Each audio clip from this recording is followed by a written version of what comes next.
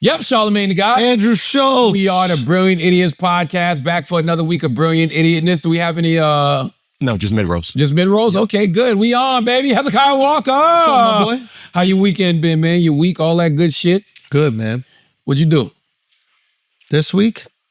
Anything fun? I got back up on stage. Ooh. I've been getting up lately, man. How'd that feel? Back a little bit. How'd that feel to get hard again? How'd that feel to get hard again, Feels good bro? to get hard Getting again. back up, bro? Feels How'd that good. feel? How'd it feel? Feels good. You hitting them, though? You got some shit? Got a couple tings. You got some things? Got a couple tings. Some tings? I gotta keep some it close things? to the chest for What now. is there to talk about? Like, what is it? What are you talking about? I mean, after coming off some shit like The Life. I think the thing that, like, I think the mistake that sometimes creatives make is that they go, okay, I need to do something like that. When I think that this process is just start talking, and then you'll naturally gravitate towards the next thing you want to talk about. Yeah. So now is the process of just finding what is it that I want to talk about. Yeah. So you're trying to figure that out. I'm getting so tired of getting asked about you, bro. Wait, why? What happened? It's just like I can't. You got It's some like shit on your head like I've that, yeah. never. This has never happened before to me in my life. I'm Tell like I just why? What the fuck? Ask Andrew, bro. I don't know. Wait, why? What? I did Melissa Ford podcast. Salute to Melissa Ford. Oh, yeah, what'd she say? It wasn't a silly question. I thought Melissa did a very good interview. But at what point do people not realize I'm loyal to the soil with my dogs, bro? That's what it is. I don't know what to tell y'all. Like, you not, no, it's never happening. Not Schultz, not Duvall. Like, it's just, no, it ain't happening. Mm-hmm. What the fuck you want me to say, bro? But what was she worried about? The age-old question of how can you be friends with somebody who supports Trump? It's interesting, a lot of friendships, relationships, family relationships were severed when Trump came into, the public conversation, into politics, was voted into office now twice. Mm-hmm. A lot of relationships just kind of fell apart, and Andrew was firmly on that Trump train up until recently. Mm-hmm. Yeah. And it's just interesting that it didn't seem to have like any kind of effect on your friendship, especially the fact that he's white and you're black. That's just where we are now. Supports is interesting. But like I always say, you can listen, if you got it, listen, if you voted for somebody, I don't care. But and if you're willing to challenge the person you voted for, that's all I give a fuck about. Here's what she can't vote in America, right? She's not a citizen. I have no idea. I think she's from Canada, right? She's from Canada, but we don't know if... Yeah, I really don't know. Maybe. So my feeling on this always is like, if you don't vote, that's your right. But you shouldn't really have an opinion on anybody who voted. You can have an opinion on the world. You can say whatever you want. Yeah. But like, if you didn't make the difficult decision in voting for somebody, which means you're going to vote for things that you disagree with vehemently, because there are other things that you might agree with. Yeah. So for example, like with Kamala, right? Like Kamala and Biden could have like stopped an ethnic cleansing in Gaza for a year. They had a year to do it. They didn't do it. Am I supposed to go? A lot of people held their nose and voted for her. Anyway. But am I supposed to look at, I would never look at you, but like, am I supposed to look at Melissa if she could vote? And am I supposed to go, so you voted to continue to ethnically cleanse a region? Well, first of all, I don't know if she can't vote. So listen, like, I don't know. She's not from America. America. What you're saying. Yeah. So I guess my point is that like, it's a very easy position to sit in this place where like, if you don't vote, you judge the decision and you ascribe the worst of intentions to it. Right? Like, right? Yeah. Because we that's all we do is like, we look at the worst thing that the opposition does and then we go, well, that must be what they supported.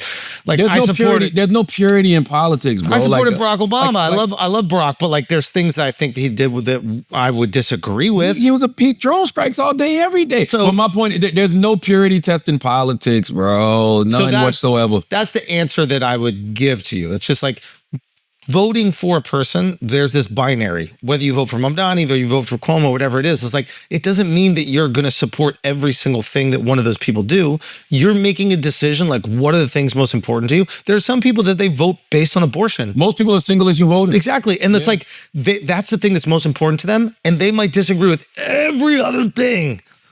But they got this But single that's issue. the thing that really matters. That's it. It is what it is. So that's what I would say. Like, to anybody who would be upset about those certain things, they're like, certain things are really important to me. And I would hope that, like, I don't look at other people and be like, you want to continue ethnically cleansing a place and like America funding it. Like, I wouldn't ascribe that to you, Alex. Like, I don't think that you want that, but you voted for it. And by the You way, know what I'm saying? no, Like, but you know what's so ill? But you know what I mean? Like, what he's saying is true because Yeah. that is also a single issue that made people not vote. That So is think true. about that. Yeah. So think about all of the that things. was a big deal for me. Foreign wars was a huge deal for me. I didn't want to just continue funding the murder of people. Like, all of the people who were against Trump, that one single issue, regardless of what Trump may have brought to the White House, kept a lot of them from going to the vote for Vice President Kamala Harris. Yeah, that's true. But I believe at the time she was saying she believed in a two-state solution. So that's, if to my defense, I would you say that's say what I was whatever you voting for. want. You can say whatever you want, but if you actively doing the thing, Wait till I No, run. she wasn't in power. When I run for something one day, I'm just going to show y'all how to do it. I'm just going to say everything. just Oh, I like sell him that. the You gonna dream, run? bro. Sell him the not dream. running. No, stop it. He's a felon. He can't even. I run. can't run, man. Actually, no, I think you can. Oh, yeah, you can. Fucking Trump is president. What the fuck? He just can't run for president. Mayor Monk's He can Corner, run baby. Everything 10 years. Up 10 until years, I'm going to run president, for he Mayor can run. Monk's Corner. But Trump ran as president. He wasn't felon convicted. yet? I'm going to be Mayor Monk's Corner. You know what I'm saying? I mean, you got that easy, just off face card. 300 votes. Low key, people don't realize how few votes it takes I do. to win. I've been looking. I'm like, all it takes is this many people? Okay, Mayor Monk's Corner. Here we go. That'll be fine. Go That'd be get you a fire. little Yeah, right. $20,000 a year. You know what I'm saying? Coolin'. I done made my money. I'm Yeah. good. What's up? We out here. What's happening? Charlamagne needs a nap. What is this? All right, let's check it out. What is this? We haven't done this in a while. What's up with you though? How was your week, man? Oh, week was great. I went on another college visit. Oh, Which one? My daughter's in college visit season. I don't want to say, but I'm gonna tell you something, man. Yeah. I ain't never seen no college like this motherfucker, bro. In a good way, in a bad In way? a great way. Tell me. No, because then people gonna know what I'm talking about. I'll tell you off air, but let me tell you something. This is a college that whatever you spending is worth it. It was to the point where because we was on the tour, like, you know, you do the tours, it was like three families. So it was me, my daughter, my wife, another couple and their daughter, and another couple and their daughter. And at some point, man, one of the guys looks around and goes, well, when the fuck do they go to class? like the problem. Y'all got all this shit on campus. That's the Where problem, the fucking bro. classrooms, yo? That's the issue. God damn. But that's the issue. Like, son. I was thinking, yo, all jokes, I'm sitting there walking around like, if I knew that some shit like this existed when I was young, I probably would have wanted to go to college. Bro, it's the amount of shit that we had on our campus was crazy. Where'd you go? I went to UC Santa Barbara. But you got the gym, every sport you could ever imagine, access to whatever you could possibly think, all for free, and you wonder why you're spending all Hold this on, give money. me some examples of access of. Just any sport you could imagine that you could play. There's like an organized version of it. So from beach volleyball, regular basketball, tennis, That's regular shit. soccer. Tell me about the amenities. I'm talking. I mean, what could you, like, my school is literally on the beach. Like, you looked at the ocean from the classrooms. Bro. Okay, give me more. What would you want? like was there like fencing? Was there? I'm sure there was versions those of it. boats Rowing. with the row- Yes, okay. I'm sure. Imagine a luxury resort on a beautiful island, and the resort wants to keep you on the island. So it would have all these fine dining restaurants and Yeah, we just had like mess halls and shit. I gotta tell you off. I've never seen no shit like But this is why it costs $100,000 a year to go to these Man, schools. and that's all I kept asking. After about halfway, I'm like, how much does it cost? Yeah, though? yeah. How much does this shit cost? Yeah. Right? That was like a timeshare. They show you all the good shit first, and then Oh my God. And it was, I mean, it's amazing. Like, I mean, they give you, like, you pull up and they got the kids' names on marquees. Yes. That are just visiting. Like, and Wow. And then she ain't playing no ball. She ain't no ball play. You know what I'm saying? It's Yeah. just, you really giving out. And the cookies. They gave us these cookies at the end. I told the guy, I said, man, to be honest with you, the cookies might have really done it, bro. I had to. I said, tell me where the fuck you got. Were they this chocolate chip recruiting cookie your right now. daughter for? No. This is just you going Just to visit a school. regular visit. Wow. Tell me where the fuck you got these chocolate chip cookies. And he told me. And they only sell them by the bulk. And I bought them. Wow. I had to. What'd you think? Incredible. Even at the house. Because they come in the fucking cookie dough and you bake them. Oh. I might as well say it. Fuck it. Otis, what's the shit called? Otis Spunkenmeyer? Yeah. That's a but that's a regular cookie. That's like I never had a regular cookie. That's Subway's cookie. Nah. That's I've been to Subway. Subway got the Otis Spunkenmeyer. Yeah. Subway got the Otis. I used to love Subway cookies. That's that why makes you sense. loved them. Yo, Otis. I don't know who the fuck you are. Otis is no joke. Yo, Otis Spunkenmeyer is incredible, yo. And you can order them by the bulk, and they come in these frozen little cookie shit. I never had them before, man. And I'm a chocolate chip cookie connoisseur. I ain't never had the Otis Spunkenmeyer, bro. So y'all been having this shit all the time and never told me? We told you. Everybody knows Subway cookies. Nah. I fuck with Subway cookies, but Otis Spunkenmeyer chocolate chunk. Yeah. Whoa. Yeah. Whoa. That's fire. Whoa. Whoa is right. Whoa. Can you tell me why you walked off this CNN election Because he special to had go the to itis bed? after eating all these cookies. That's Did you, what happened? Here's the thing. Did you notify them you were going early? Yes, man. Listen, here's the thing. They asked me to do the CNN election special on election night. I really can't believe this became a story. But I'm gonna tell you what really pisses me off. This shit says star liberal walks off much hyped CNN election special to go to bed. Yeah. Can y'all make up y'all fucking mind what y'all want me to be? Okay? Yo. Am I undercover MAGA or am I a motherfucking star liberal? No. What am I? No. What the You know, fuck is it? remember last week, I don't know if I called you or we said on the pod where it's just like, we're the first ones over the hill, we're the first ones on the beach, so we get shot. Yeah. Right. And I was like, you know what? It's a good thing that everybody's coming to these conclusions, and it's a good thing for the party, and it's a good thing for America. Remember I said that? Yeah. Fuck all that. Fuck all that? Fuck it. I don't give a fuck. Somebody called the radio station this weekend and was like, you know, Charlamagne, I don't know if it's because you be with Andrew. I was like, first of all, me and Andrew been doing this podcast for 13 fucking years. Like, what the fuck are y'all talking about? We've been doing this pod for 13 years, bro. What the fuck? I'm telling you, people are not used to any nuanced conversation. No, but now everybody's dick riding us. But hold on, with this CNN shit. Now everybody's saying the exact same shit we've been saying for 2 years. You never get credit. They roasted me last week for simply saying, I think Democrats have lost this shutdown. Bro. They have no leverage. And now everybody's saying the exact same thing. Literally, a week later, every talking point for the last 2 years, every single criticism of the Dems we've had for the last 2 years is now common knowledge within the Democratic Party. It's common knowledge within the Democratic political pundits. It's the exact same shit we've been saying for 2 years, which they've been calling me MAGA for and you MAGA for the exact They don't know shit. what the fuck I am. I'm MAGA, I'm liberal, I'm a grifter. All I'm simply saying is common fucking sense. I watched this whole shit last week. Nah, they gotta pay us. I'm like, man. this shit been going on. This is the longest government shutdown in history. I'm like, Republicans have zero reason to budge. They got everything they want in the big, beautiful bill.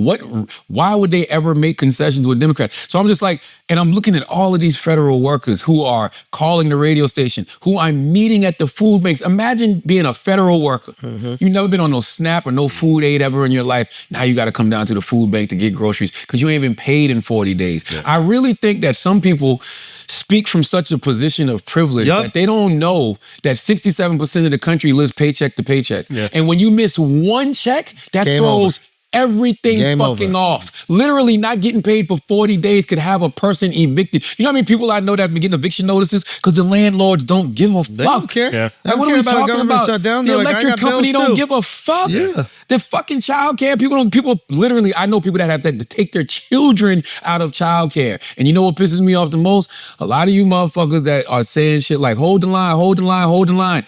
Have you done anything to help these federal workers? Have you done anything to help these, these food banks? I'm not gonna lie. So I was in the position of they should have held out. And literally today, I was at the food bank for NYC, giving out in Brooklyn, downtown Brooklyn, 4 federal workers that are out. And that alone convinced me, you know what, it was tough. Like, by the way, hold on. Say that again. You said it was for federal workers. Federal workers. How long was the line? Bruh, we were there from 11 to 1 nonstop.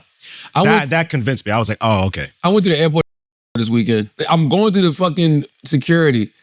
One of the TS agents throws the plastic bin, right? You could just tell just frustrated, he threw it.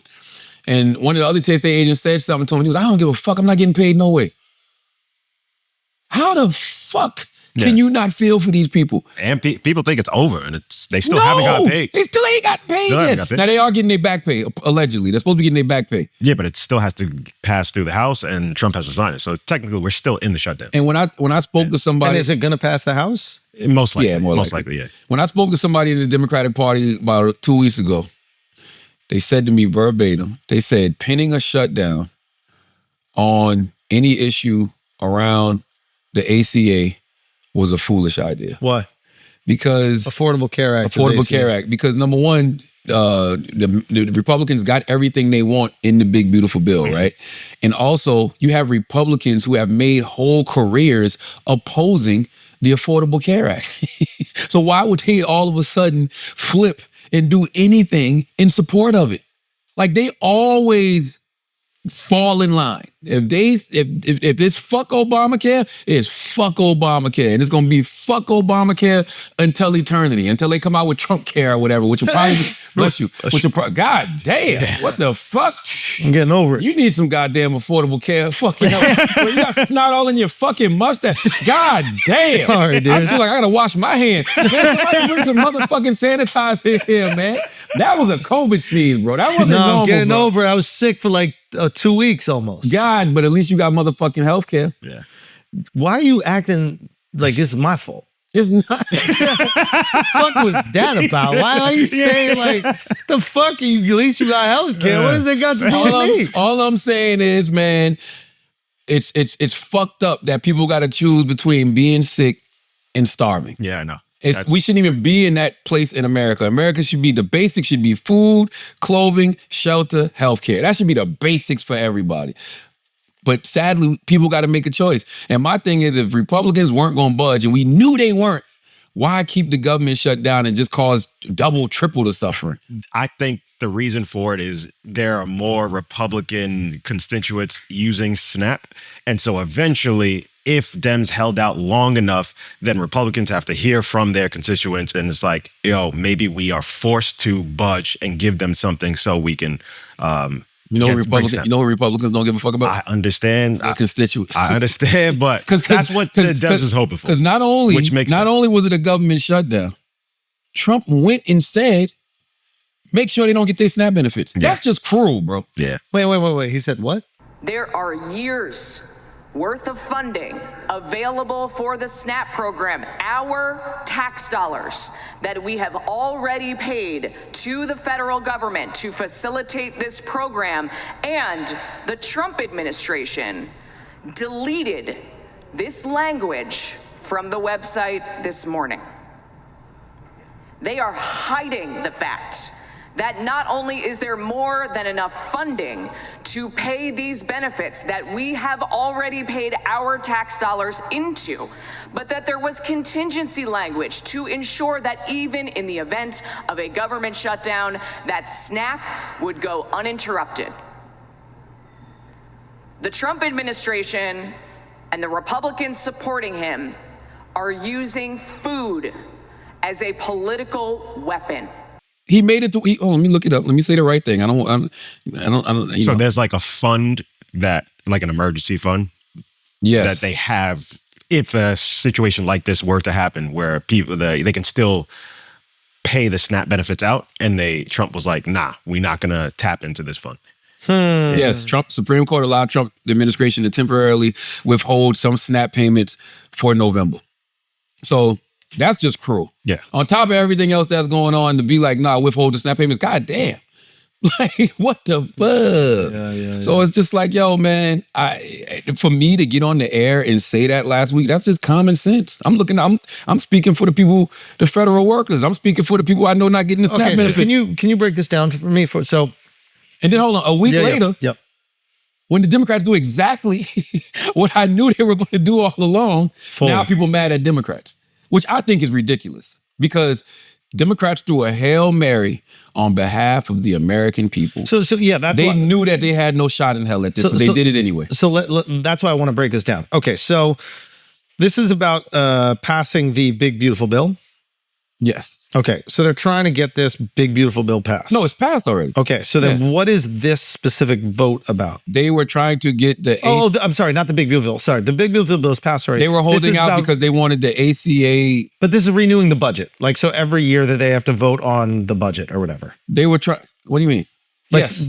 That's what this is about. Yes. So they kept the government shut down because they were trying. They want to get the ACA.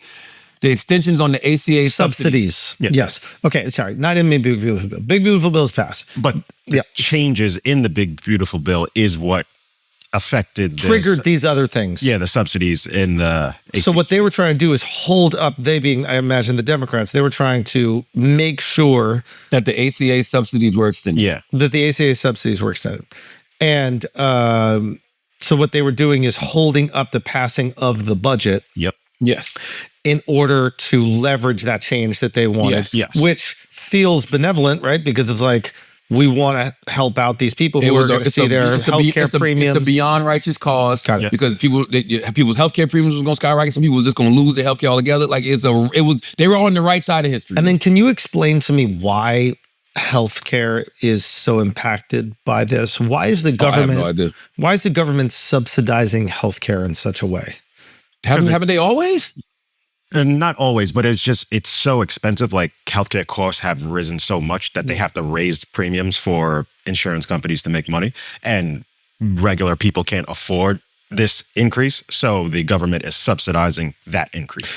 So I guess what I'm trying to understand is like, are insurance companies taking advantage of the fact that the government with a bottomless bank account is willing to subsidize? Absolutely. And if they are doing that, how can we effectively keep people on healthcare, but attack these insurance companies that are essentially like being greedy? That's what I was thinking. I was talking to one of my homies last week, and they were telling me about this procedure that they got to get.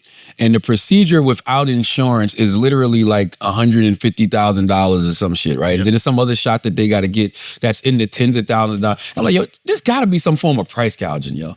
There's no way this shit costs this.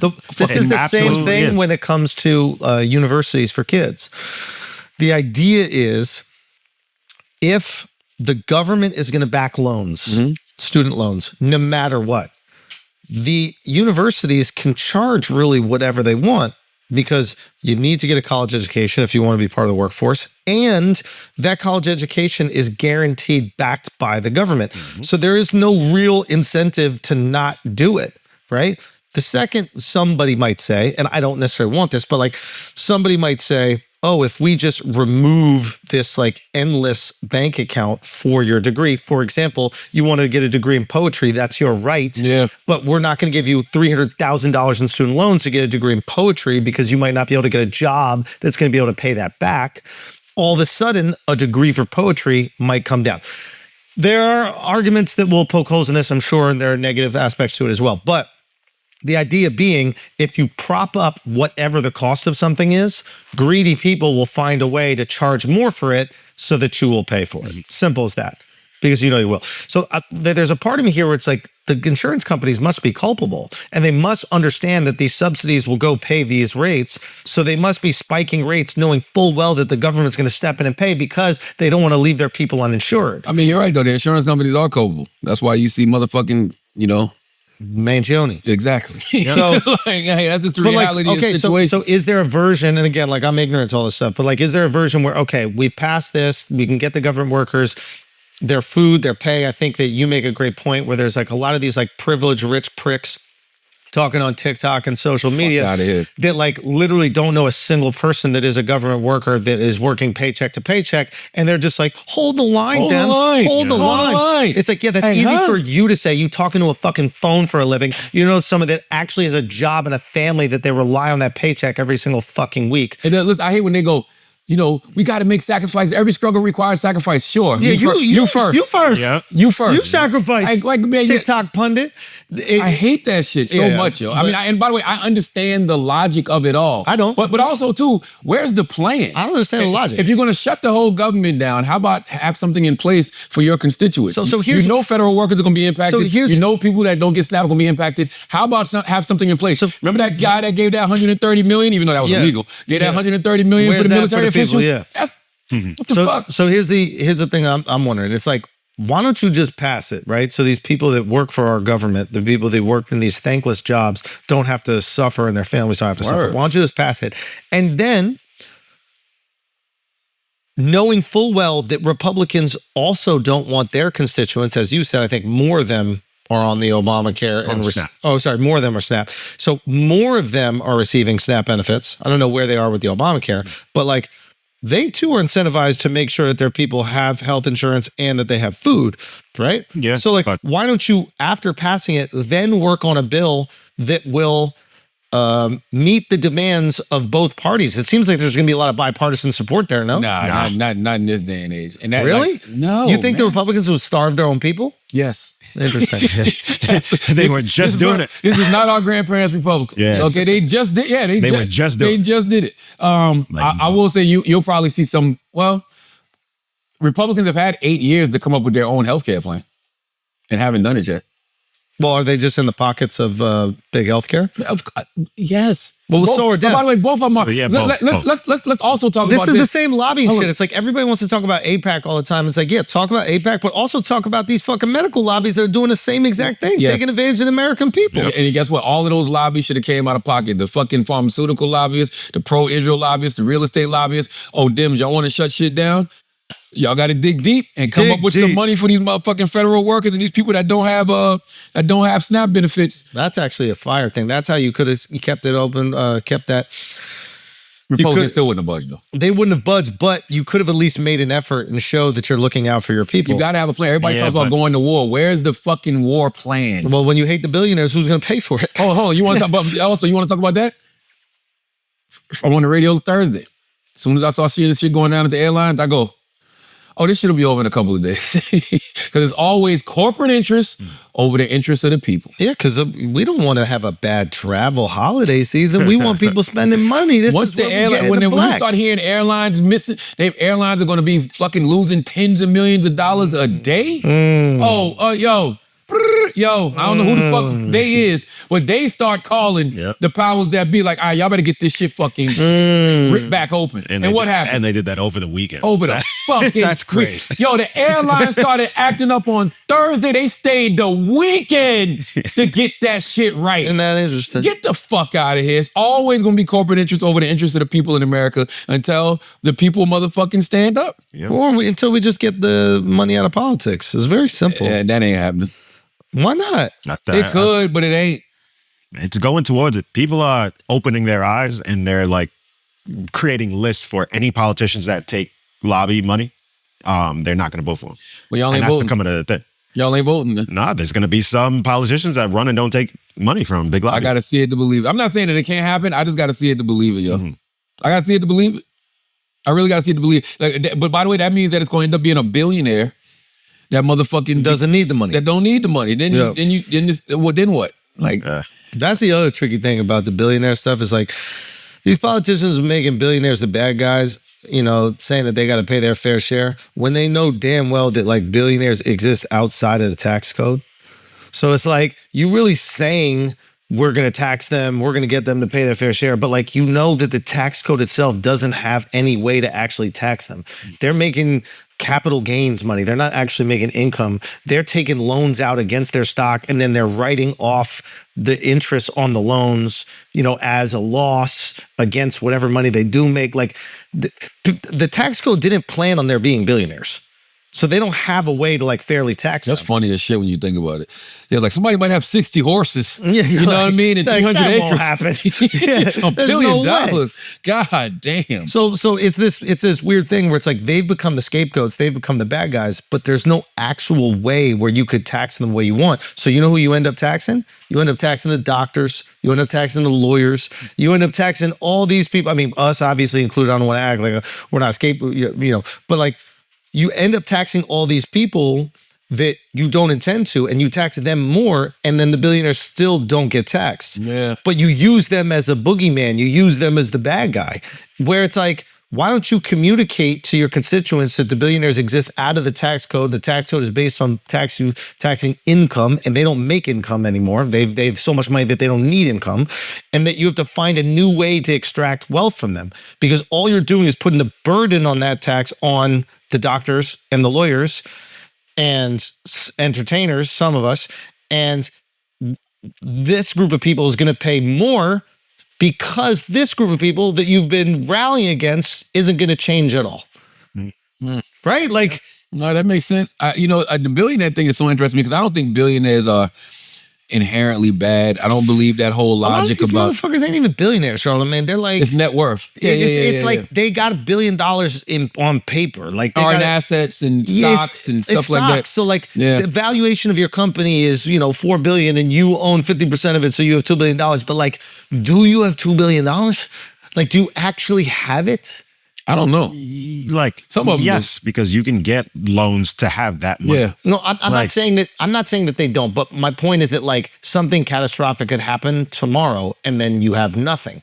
Whereas like they can sell their stuff, but someone got to buy it. But you always and it's like who's going to buy a company that's maybe not doing well? When you see them lose a bunch of money, it's usually because like they lost a bunch in stock. Like, That's what I'm saying. There are billionaires. There are like the real people who actually have homes and shit worth billions of dollars, like real estate around the world. Like these families do exist. But what we think of billionaires, a lot of these people that own these like stocks that have skyrocketed 200% over the last like 5 years, are they? Yes, they are. Yeah. How are you going to tax them? Like they're not taking that money out from the stock market. So but I would say, and I feel that a lot of billionaires are, I wouldn't say necessarily bad people, but they're doing bad things. Like I don't believe that. I don't believe that. So if you're worth so much, like a Bezos or like the Walmart billionaires or whatever, if you're worth that much, that means the company's worth that much. That means you could afford to pay your employees more. Okay, you're conflating two things. You're right. See, what I was going to say prior was people always say that billionaires have to do bad things to get to where they are. I don't believe that. But I do agree that if you have a super multi-billion-dollar company, pay your motherfucking workers a livable wage, a living wage. You know what I'm saying? And if you're actively not doing that, I still look at that as I agree with that. I agree with that.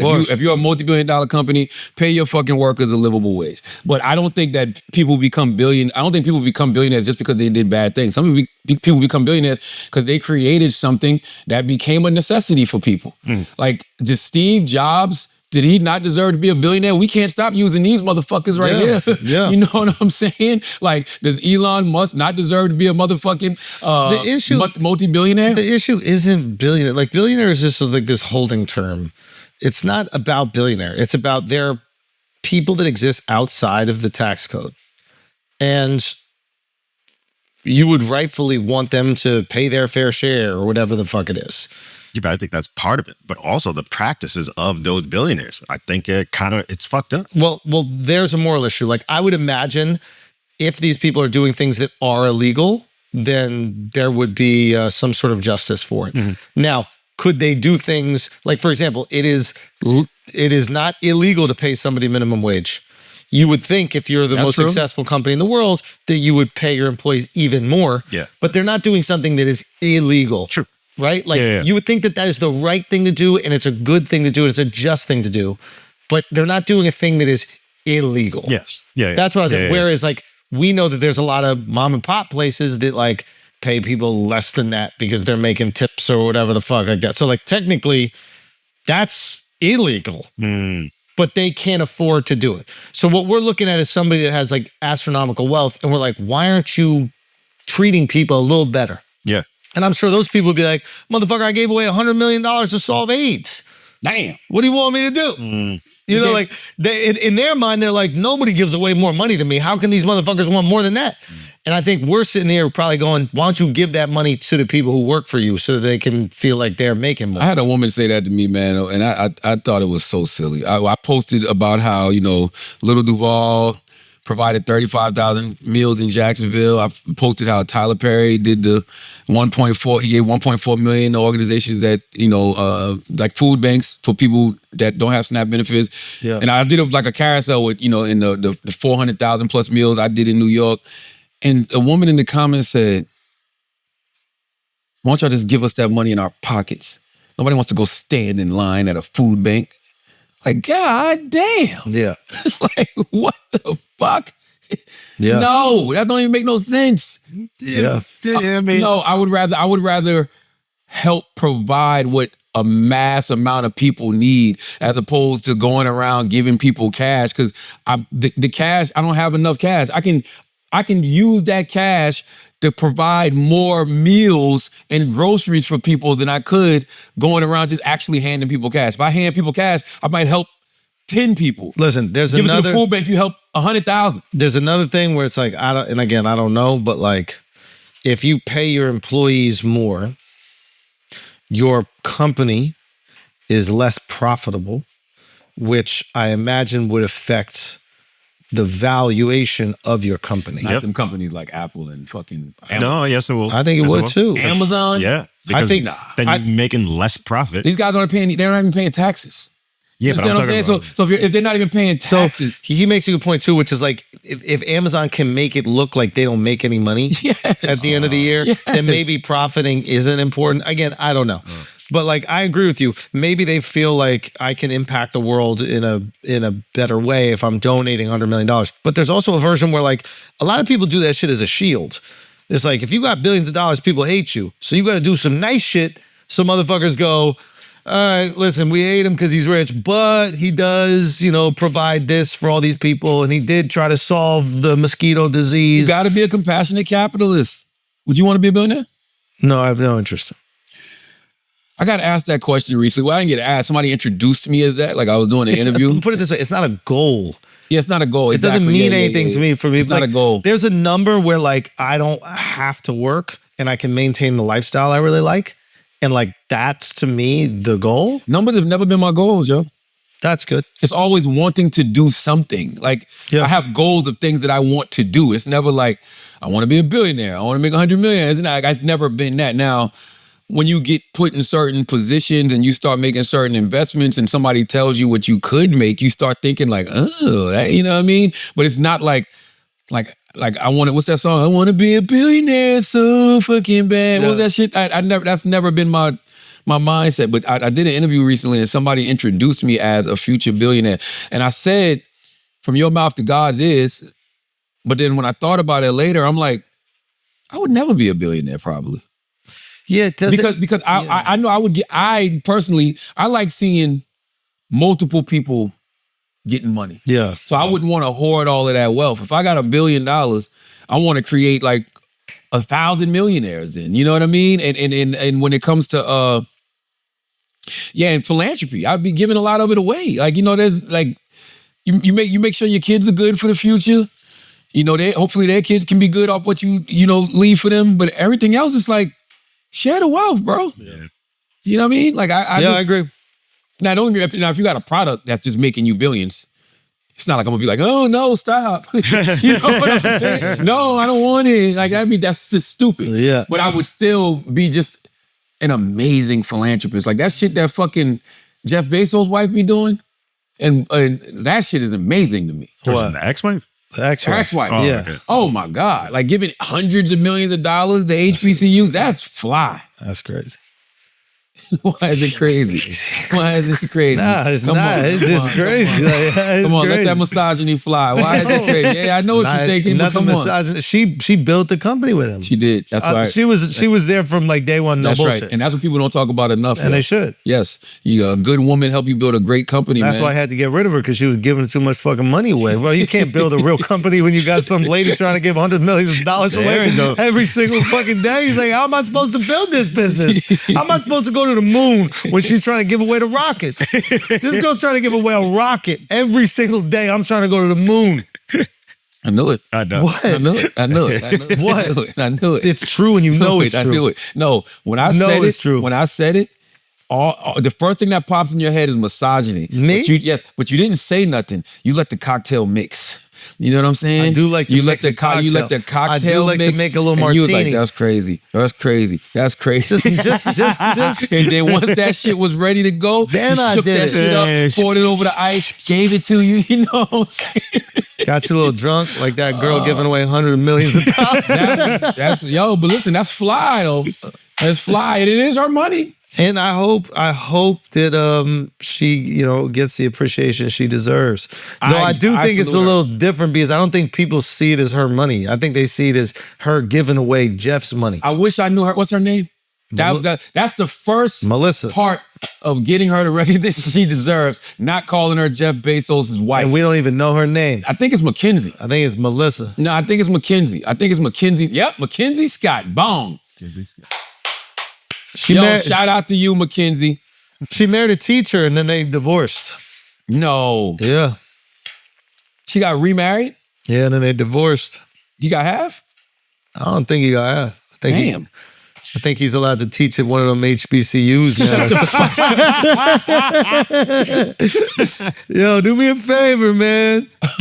Hey, do me a favor. Hey, excuse me. South Carolina State. Is that HBCU? Yo, yes, Mackenzie, what you doing, yo? Mackenzie, Yo. South Carolina State need 20. What's up? South Carolina State. Can you take on my man? South Carolina State need 20. Listen, but did we finish? I didn't even talk. I walked off to CNN, but I told him I was leaving. Is that where this started? Yes. Holy shit. I told them I was leaving, guys. Like they knew I was leaving. They knew I was only going to be there for an hour, and then I tagged in Tesla and Figaro, and I was out. Look at them trying to podcast, bro. Everybody wanted to do the casual thing. Podcast, man. I saw something that somebody wrote that was so funny. What is that? They said that CNN had a relaxed set with like arcades and pool tables and stuff, but it was like nobody ever got up from the chairs. And it's true. Like, who's designing this shit where they got to put the arcades in the back? Do I look like I play arcade games? Yeah. Does Ben Shapiro look like he fucking plays arcade games? You guys are all 100 years old Exactly. talking about politics. Why the fuck you got a Capcom game in the background? Now, drinks, I'm all for. Did we all sipping on something? I didn't, but drinks, I'm all for. Why didn't you sip on something? I don't know, Sometimes you gotta sip. I didn't want to sip. I don't know why I didn't sip. I don't know. Probably because I had to get up in the fucking morning. Yeah. Discipline, baby. Discipline. Shout out to Big Taz, the hood whisperer, though, man. Salute to Taz. What else we got, Alex? Taz. Pay bills. You want to pay some bills? Yeah. All right, let's salute the Cash App, man. Cash App, man, really appreciate you and everything that you do. You make it very easy to take care of people that need to be taken care of, especially during the holiday season. But Cash App does more than you think when it comes to having your back and making sure your money stays your money, okay? If you direct deposit at least $300 in paychecks each month and use the Cash App card for purchases, you can unlock up to $200 in free overdraft coverage. If you overdraft unexpectedly, there are no hidden fees. Manage your money on your terms and take advantage of free overdraft coverage up to $200 on Cash App today. For a limited time, new Cash App customers can earn $10 if they use Cash App 10 in their profile at sign up and send $5 to a friend within 14 days. Terms apply. Cash App is a financial services platform, not a bank. Banking services provided by Cash App's bank partners. Prepaid debit cards issued by Sutton Bank, member FDIC. Overdraft coverage provided by Cash App, a blocking brand. Visit cash.app/legal/podcast for full disclosures. You want to do Home Chef Schultzy? Yo. All right, guys. As the holidays creep closer, the days get busier and routines get thrown off with parties, feasts, and endless to-dos. And that's when I reach for Tempo. Real meals already cooked, ready in minutes, and actually good for you, helping me stay balanced while still enjoying the celebrations. Tempo delivers fresh, chef-crafted, dietitian-approved meals right to your door. Each meal is perfectly portioned for lunch or dinner and ready in just 2 minutes. That means real food, real fast, without the sad desk lunch or drive-through regret, with 20 new recipes every week made from nutrient-rich ingredients. Tempo keeps things exciting and helps you stay consistent with healthy habits. And no matter your goals, there's a Tempo meal for you. Protein-packed meals with up to 30 grams of protein, calorie-conscious, carb-conscious, even fiber-rich. It's convenient but also flexible enough to fit the way that you want to eat. Tempo! was even the official partner of the 2025 CrossFit Games, proving their meals are built to support optimal nutrition and performance. For a limited time, Temple is offering our listeners 60% off your first box. Go to templemeals.com/idiots. That's templemeals.com/idiots for 60% off your first box. Templemeals.com/idiots. Rules and restrictions may apply. Now let's get back to the show. Schultz, you got any church announcements? Man, yeah, you know what? I'm gonna do a show up in Rhode Island. This is not until next year, March, but they just I think tickets are on pre-sale right now. Promo code is Andrew. Maybe they'll be on sale by the time you see it. But yeah, let me go look up the exact thing. There's a Rhode Island comedy festival, and I love Rhode Island. yeah, Rhode Island's cool. When did you go up there? I'll be going to Rhode Island for my daughter's cheerleading competitions. I go to Rhode Island probably like once a year. March 28th, Providence, Rhode Island, the Providence Performing Arts Center, as part of the this Rhode Island Comedy Festival. We did not go to Rhode Island last tour. One of the most underrated food cities in America. Really? Rhode fucking Island. Because they got all the seafood.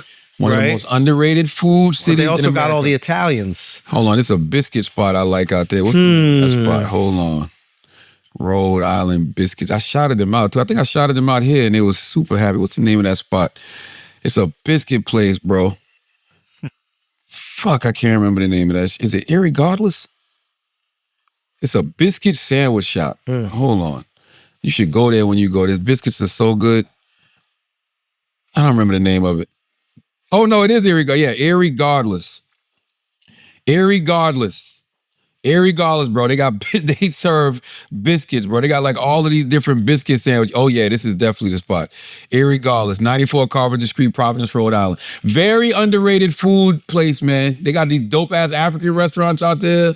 Yeah, Rhode Island I'm telling you, Rhode Island is very slept on when it comes to food. Very. All right, we're going to do it then. Salute to Rhode Island. My church announcement. Oh, man. What church? 2 Chainz book. The Voice in My Head is God. Go pre-order that. Arsenio Hall book called Arsenio. Go pre-order that. Just Hilarious book. Tell Death Do We Parent. Go pre-order that, please. All courtesy of Black Privilege Publishing, Simon & Schuster. Thank you. Also, Sharon McKissack book, man. The Black Family Who Built America. That's available everywhere you buy books now, too. What else we got, Alex? Ooh, the emails have been released. Click on this. Bro, this shit is damning. House Democrats release alleged Jeffrey Epstein emails that reference President Donald Trump. Can't lie. This is the first time in a long time. Jeffrey Epstein reportedly called Trump the dog that hasn't barked. What does that mean? I don't know. That mean he don't come? What the fuck does that mean? I thought the allegation was that Trump knew about him. Here's the wild thing. There's I gotta go get it. Well, he said in 2011 in the email, Epstein went on to state that an alleged victim spent hours at my house with him. He has never once been mentioned. What does that fucking mean? I don't. Give me some Cliff Notes, not from Shade Room. Salute the Shade Room, but pull up something I can read what the fuck is going on quickly. But I gotta say, this has been a great couple of weeks for Democrats.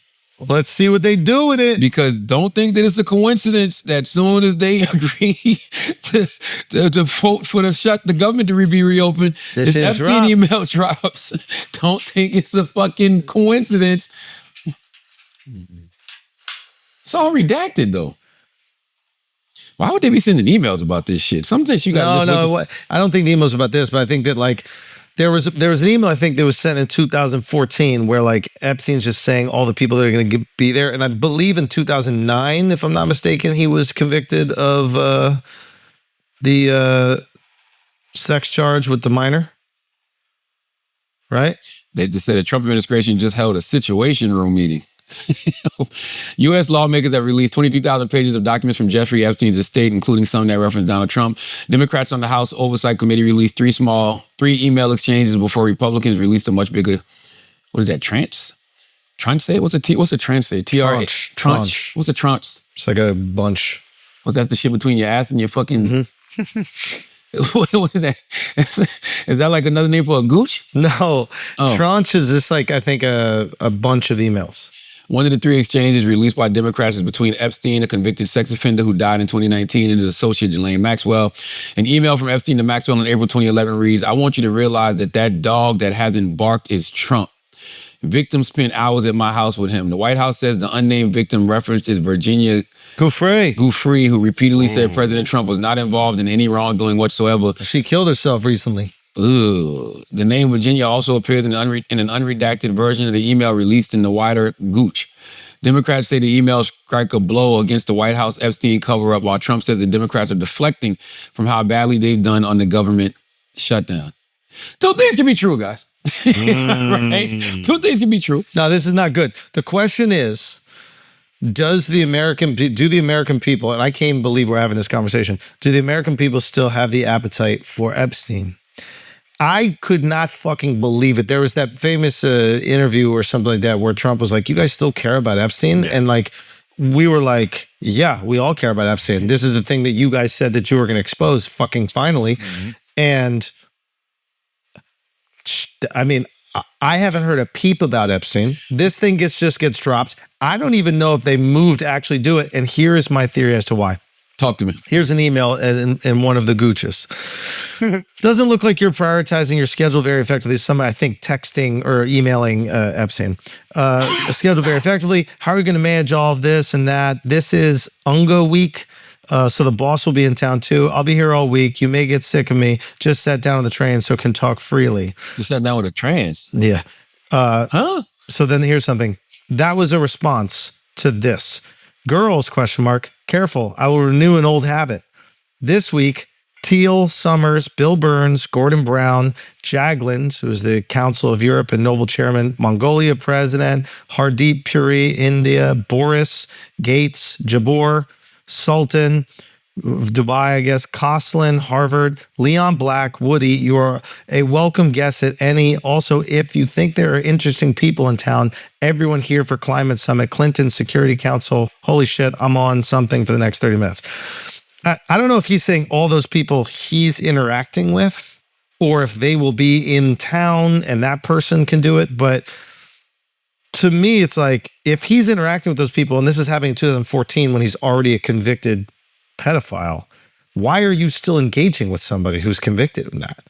Oh, I felt like this that. Is like a who's who list. I felt like that from the beginning, though. I felt like that. I think we talked about that on Brand Niggas before, because he got convicted in 2009, right? Yeah, I think so. That's what I'm saying. So, like, why was anybody dealing with him after 2009? Well, yeah. Why do you have an office in Harvard after 2009? That's what I'm saying. Like the shit never made any sense to me. You asked a great question. Do people still have an appetite for Epstein? It's interesting, right? Because we knew. I said Democrats should never stop talking about Epstein, but the zone got flooded so crazy. Son, the zone got flooded. Talk to me, because I have theories on it. It just got flooded. Like, it got flooded with, the government shutdown definitely flooded the zone. 40 days of people not getting no paychecks, the SNAP benefits. Like, it was a lot of other things. Also, what is the ICE raid? What is the discussion online, though? Let's just be honest. What is the online discussion? Doesn't mean it's the mainstream discussion. Mainstream discussion is a little bit different. It's getting there. It's being pulled in the direction, but what is it? I don't know. What is it? The discussion online is right wing. It's the Jews. Dave Portnoy's doing a fucking pizza review and some guy is yelling some shit at him. Like, it's Jew. And then the left wing is Israel. So it's like they're almost touching at the tip right here. That's the horseshoe theory people talking about. But that is what is dominating the online discord. Really? Jews and Israel online. Yeah. Mainstream, like the biggest podcasts, or like the number one podcasts in the world right now, are all people who are going to specifically be harping on those things, like Candace Tucker. Like, that is the online discussion, and it has moved away from Epstein. Epstein was a majority online discussion. Yes, people in the mainstream would talk about it a little bit, but it wasn't as active as like it was for a while. Yes. Even mainstream, it was for a while. When he first killed happened, himself. Yeah. No. I'm talking about this year. Oh yeah. Like, it definitely was for a while, especially because everybody was like, why aren't they releasing files? Why aren't they releasing files? And when Kash Patel changed his tune on Rogan, the mainstream picked it up, but I think they picked it up as a way to get a win on Trump, right? It's like, yo, you ran on exposing this and drain the swamp. Now it looks like you're covering it up. So, but again, to me, that's an online discussion. Yeah, obviously. Definitely covering it up. So it's like, for me, I'm looking at the online discussion, and seems like the obsession right now is either with Jews or Israel online. And I'm curious if there is room there for Epstein. If they can tie Epstein to Israel, 100% there's room. They did, yo, you ain't see this shit? Hold I know on. there was Everybody. Hold on. I was like, who the fuck? No, you know what I'm talking about? he had the spy staying at his house. What the fuck, yo? Who was this guy, yo? Yeah, so he had the Israeli spy who was working under Ehud Barak staying at his house. Yeah, And he was Jeffrey helping Epstein helped Israel sell a surveillance state. to like an African nation, right? Yeah, what is this shit? Cote d'Ivoire? Cote d'Ivoire. Leaked emails show the details behind talks between Cote d'Ivoire and Israel, shepherded by Ehud Barak and Jeffrey Epstein. Ehud Barak. Who the fuck was this guy, yo? Epstein? Yes. So he was the ultimate facilitator. That's what I think it is. It's like this guy knew all the richest and wealthiest people, and then the rich and wealthy want to do business with other rich and wealthy. With this type of shit, bro. Well, You don't let your fucking ecstasy dealer fucking help Israel sell a surveillance video to Cote d'Ivoire. If you're somebody that worked in defense, right? And when you were in government and now you're out of government, what's your expertise? What you gonna do for a living? Damn. You're not gonna work in insurance. You're gonna work in defense. You're gonna sell that bitch to other countries that need it. Right? So who do you do to get connected to those people? Oh, this financier that for whatever reason has all these connections. I don't know. But it is very damning to look at this thing and be like, why is there a known spy staying at your house, and why are you coordinating deals on behalf of a foreign government? Now, what the defense would probably say is, why can't he connect people? Why can't he facilitate things for friends? Are you allowed to have friends in other countries and allowed to do things on their behalf? Is that illegal? Does that mean that you're also a spy? That's what they would say. But this is the type of stuff that's coming out, and this is the question that people will have. Will they be interested in this thing? I personally think they should. I would like some fucking justice for these girls. But the internet seems to be so singularly obsessed with one fucking conversation, right and left. They just frame it a little differently. The right frames it as Israel. Sorry, left frames it as Israel. The right frames it as Jews. But until they are able to move off of that, like the left pretends to care about, like the mainstream left talks about ICE. The mainstream right talks about immigration, right? So it's like the mainstream media talks about, It's always a versus. right? It's like it's two sides of the same coin, but they're not getting at what the online conversation is. Yeah. And I'm sure that they're a little concerned to have that online conversation because that shit is radioactive. Yep. I think most of these conversations start online, though. Well, they do. And it takes time for the mainstream to be able to access what's going on there because they've got to look through like 40 different lenses. Like, should we amplify this? Can we avoid this? I think that's all they do now. Yeah. I don't think nothing, like everything literally starts on social media for the most part. You could be watching television and you'll see a tweet pop up. Yeah. Such and such just tweeted this, or such and such just posted this on TikTok. Like everything is reactionary to social media, which is dangerous because that's where a lot of the bots live. That's where it's so easy to manipulate conversation. It's so easy to get different things trending and talked about. Next thing you know, mainstream is taking it and validating it in some way just by even having a conversation about this it. This is what we were saying about the Riyadh Comedy Festival, right? Which is like for a week, everybody was talking about it. Literally 2 weeks go by, nothing.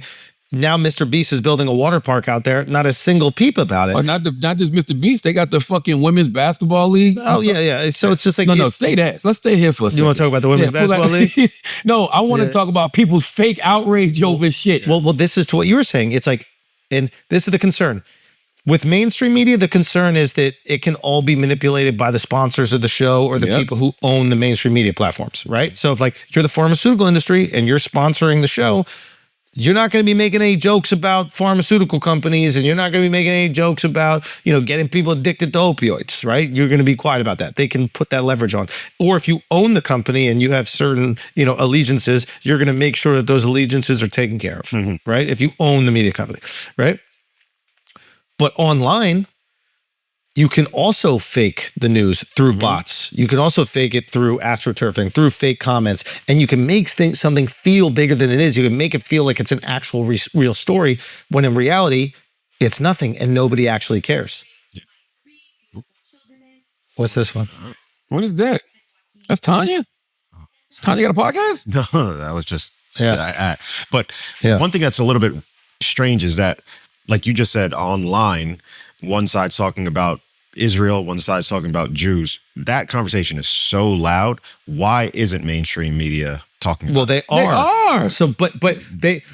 Jews in Israel? Yes. I feel like they're mainstream. Yes, on CNN every night is a conversation about anti-Semitism. They're reacting to it, right? Okay. So they're reacting to the online conversation. They're reacting to Nick Fuentes on Tucker, right? Yeah. Like they're reacting. I saw that all last week. They're reacting to Candace. Like they're reacting to the online conversation. Okay.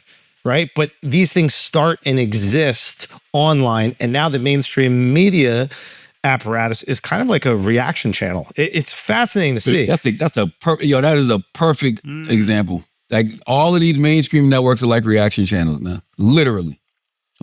I don't know any news that starts on the news anymore. Wow. And they try to frame stories that they would rather talk about. You know, for example, like the mainstream right or the neocons or whatever they are, it's like they would rather the issue be about immigration. So they frame everything through immigration. This is so bad, immigration is bad. And listen, we have had horrible immigration policies. I'm not saying that there isn't justification to criticize for sure, but they would try to frame they want to frame the housing crisis through immigration, right? Because they don't want to just be like, it's the Jews, right? Like, so they're like, we can't let that happen. And then the left does the exact same thing. They're like, oh, look what they're doing to immigrants. Look what ICE is doing. That's mainstream. But the online conversation, it ain't about that really. I don't be a seeing little all- on the left with ICE, but mostly what I'm seeing is But see, I thought when I be online, that's funny how algorithms work. When I'm online, all I see is ICE raids.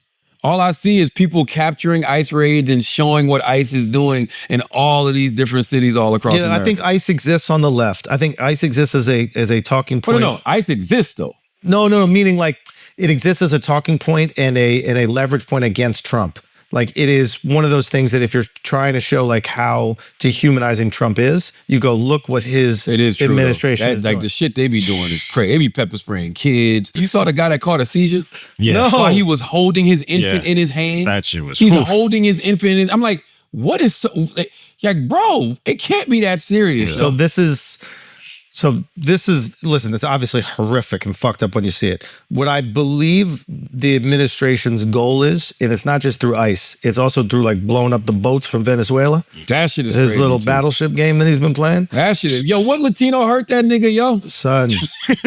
I'm serious. Like, so we gotta start asking some other questions, yo. What Latino hurt Trump, yo? Yeah. So God damn. So what I think the strategy of the administration is essentially we have to make it look too dangerous to even try to come here. So for example, in my opinion, they're actually not trying to make ICE look humane. They actually, when people on the left are posting these videos of how inhumane ICE is, I think it's actually helping the right-wing goal. You know who said that before? Like, I thought the same thing. And I thought that's why they're giving more funding and increasing the size of ICE, because they're going to have so much turnover by the ICE agents, what they have to go through, and they're going to leave. You know who said that before? Our resident Jewish Asian Kris said that. Yeah.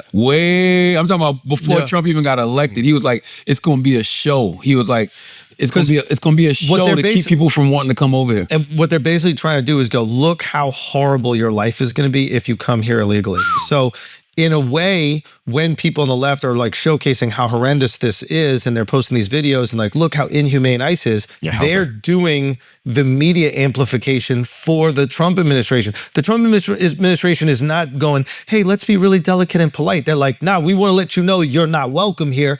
And it actually is working, right? I think they said like illegal border crossings are down to, I mean, practically nothing. Zero. Like, we don't know because people don't raise their hand when they show up, but like they're much less. And I would imagine with the drug cartels thing, it's like, if you keep blowing up the ship, at a certain point, the drug cartels either go, we can't risk this in terms of the drugs getting caught because it costs too much money. And then the drivers of the boats go, I'm not getting in the boat. They fucking blow up every single boat. Yeah, but you got to actually blow up drug cartels. Yes. They blowing up fucking fishermen boats. Well, that is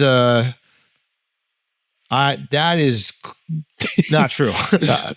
There's no way. That's what they said. But those boats aren't making it to America. So it's like, if you're going to attack drugs coming into America, attack boats that are actually bringing drugs. Bringing the drugs. Like maybe they're bringing drugs to other places in Latin America, but from where they're leaving, those boats can't make it to It America. don't even make no sense. Well, they're basically that's So that's what I'm saying. It's like, It don't make no sense. do we know that for a fact? yes. That those boats cannot get. They cannot. But do we know that those? I would They can imagine maybe refuel on the way or somewhere. this is what but I would imagine. Bro, they've been debating. Now, they've been debating on mainstream news, and they've been showing the videos. Yeah. It's like and it is kind of pointless what they're doing, and Pete Hegseth can't show any real example of what it is that they're doing. So the reasoning for it. What I would say is that those boats, I imagine, are going from like a main place that has all the drugs, and then they disseminate them to a bunch of different places, and then some of those drugs are eventually going to make it to America, make it to other places too. So maybe this is, and again, it looks like the administration's goal is deterrence. So maybe what they're trying to do is we're going to get it at the source. The second the drugs leave the shores of this place, we're blowing it up. So don't even try to get drugs over here. I don't think that's at all. See, I think like, it's look at this- all- it's like, look all at this headline from they 2 want days ago. regime change, and they want to just control Venezuela and get to the oil. Like, No, look, that's a good point. That's what they want. That could be it could be regime This is the change. New York Times. U.S. military kills 6 in strikes on suspected drug boats. This is So you're just killing suspected drug boats? This is an interesting argument. Like, could they be trying to provoke Venezuela into acting back so that they could go in there and just effectively make the regime change happen? I don't know enough to even be saying shit about it. I feel like either that or just frame them as, look at this bad country. They keep sending drugs that we have to But there's stop. no proof We that it's have drugs to- on these boats. We need to change Because it got blown up. Yeah. But you can't do that. But here's the thing. Trump could do whatever. No. That is true. I will killed be honest. 76 people already. I will be honest though, if people are bringing fentanyl into the country, right? We're not talking about fun drugs. Like if they were bringing like weed into the country, you're like, yo, what the fuck is going on here? If you're bringing fentanyl into the country and America blows up the boat, like I don't feel that crazy about it. Yes, but it's not coming from Venezuela. Fentanyl is coming from China, which goes through Mexico. All right, so then if the boats are Yeah, coming from Mexico with the fentanyl, Then they would have a better argument. So listen, but like they're really blowing up coke. So you're saying for a fact that it is known that there's no fentanyl on these boats and they're still blowing I'm them up. about to read it to you. Hold on, I'm about to read it to you. None of us can say for a fact They- because listen. they blow up the boats. Listen, I'm gonna read it to you. The U.S. military killed 6 people on Sunday, and 2 more strikes on boats suspected of smuggling drugs in the Eastern Pacific Ocean. Defense Secretary Pete Hegseth announced on Monday. The latest strikes raised the death toll in the campaign to 76 people and 19 attacks in the Pacific and the Caribbean Sea since early December. In a post on social media, Mr. Hegseth cited intelligence and included 2 short video clips of the bombings of 2 separate boats that he said were traveling along a known narco trafficking transit route in the Eastern Pacific. One of the boats appeared to be at full stop with 2 visible passengers and possibly with an outboard motor raised out of the water. The other was moving at high speed, but in neither case, and we've heard this a million times, did Mr. Hegseth provide evidence for his claim that the 3 men aboard each of the 2 boats were smuggling narcotics. He said the attacks took place in international waters. Every time one of this shit happens, they never provide evidence. Okay, but they also haven't provided evidence that Epstein killed himself? no, they haven't provided evidence that there was no drugs on the boats either. Yeah, but come on, Schultz. Like that's not enough Well, let me reason to attack somebody. But let me tell you why people say they're illegal. They say a wide range of specialists in laws governing the use of force have denounced the killings as illegal because the U.S. military is not allowed to intentionally target civilians who pose no threat of imminent violence, even those suspected of being criminals. The Trump administration says the strikes are lawful because President Trump has determined The cartels. that the United States is in a formal armed conflict with the drug cartels. What if you just out there fishing? Yeah. You know what I'm saying? And they just say, nah, that's a drug boat. Do y'all really believe that they're just blowing up fishermen in Venezuela? I think it's possible. Come on, y'all. Yes. This is where you lose the plot. This won't be the first time that the Trump administration has not measured twice to cut once. Yeah, but this is This where is the same guy who's using Signal. Yeah, but this is where you lose the plot, man. Like this is what's gonna happen. Well, here's the thing. To your point, it's like getting upset at Trump for renovating the White House. Like there's all these people who've never even been in the fucking White House. but listen, to your point, we can't say that they're not either though. I think it would be in the best interest of Hegseth and the administration to prove that there's fentanyl. That's it. That would be a very smart thing to do. That's the 100%. That's the lawful constitutional way of doing things. It's not lawful or constitutional. It's definitely lawful because it says illegal. If what you're doing is right now That's being what accused of being illegal. No, what I'm saying is that, yeah, it's illegal. Like, just because they tell us doesn't make it lawful. Like, if you shoot... But no, they have to. You're both saying the same Yeah, thing. lawfully they have to do it. They have to provide evidence. No, before. The lawful way would do it before. There's no way that you can do that before. They're just shooting them with drones in the sky. But they're saying that you're not even supposed to be doing that because these people don't pose any imminent threat. They're you know what I'm saying? Yeah, but that's debatable because it's like if you're bringing fentanyl to the country, it's like that is an imminent. Do you just blow up drug dealers with though? all the technology? I'm not saying that. I'm not. Arresting. I would like some due process. That's what I'm saying. With all the this technology due process we have, shit is crazy. It's like, what is? That's the other thing. It's like if you know that somebody is bringing death to your country, you have to give them due process. Like, should we have due process Pearl Harbor? Like, do we go, okay, guys, land the plane so we could give you a nice little court date and we could figure out why you were trying to fly planes into Pearl Harbor? No, you shoot the fucking planes out the sky once you see that's different though, because that's an imminent threat that you know is coming to attack you. Yeah. Right. That's not a guy in the wall. And I'm listening. Once again, this is why these conversations get tricky because you like, if they are smuggling drugs, you know what I'm saying? You out of here. You don't want to Bang. sound like you defend them, No. but I don't think you should kill them. That's Why what I'm do- saying. why- We don't have the death penalty for drug dealers here. Why would we have the death penalty for drug dealers in Because they're another not country? from here. Great point, So Alex. just So why? you just say fuck them because they're not from here? Yeah, that's crazy. You're You're gonna bring death to our country and think that you're gonna not die for that? Sure. You're not bringing death. You're bringing drugs. But he's just, He's just being okay. you know, Nah, I don't even. Nah, if when that it bike is- starts going downhill, beep, beep, you know what I'm saying? Hey, yo, Schultz is coming downhill. When I listen in Kidfield, South Carolina, when I was growing up, my daddy had a cousin, named Rel. Rel was like kind of legally blind, but still would drive and shit. And you could hear his truck coming down the road. Nobody tried to stop Rel from driving. It's like, everybody get out the fucking road. That's it. Like, when these shows gets like this, just like, go, all right, go. if somebody's bringing destruction to your country, you don't think that? No, you're complete. You can't say This it is like that. America. No, you gotta be specific. So we were supposed to down the Chlamydia is planes. destruction.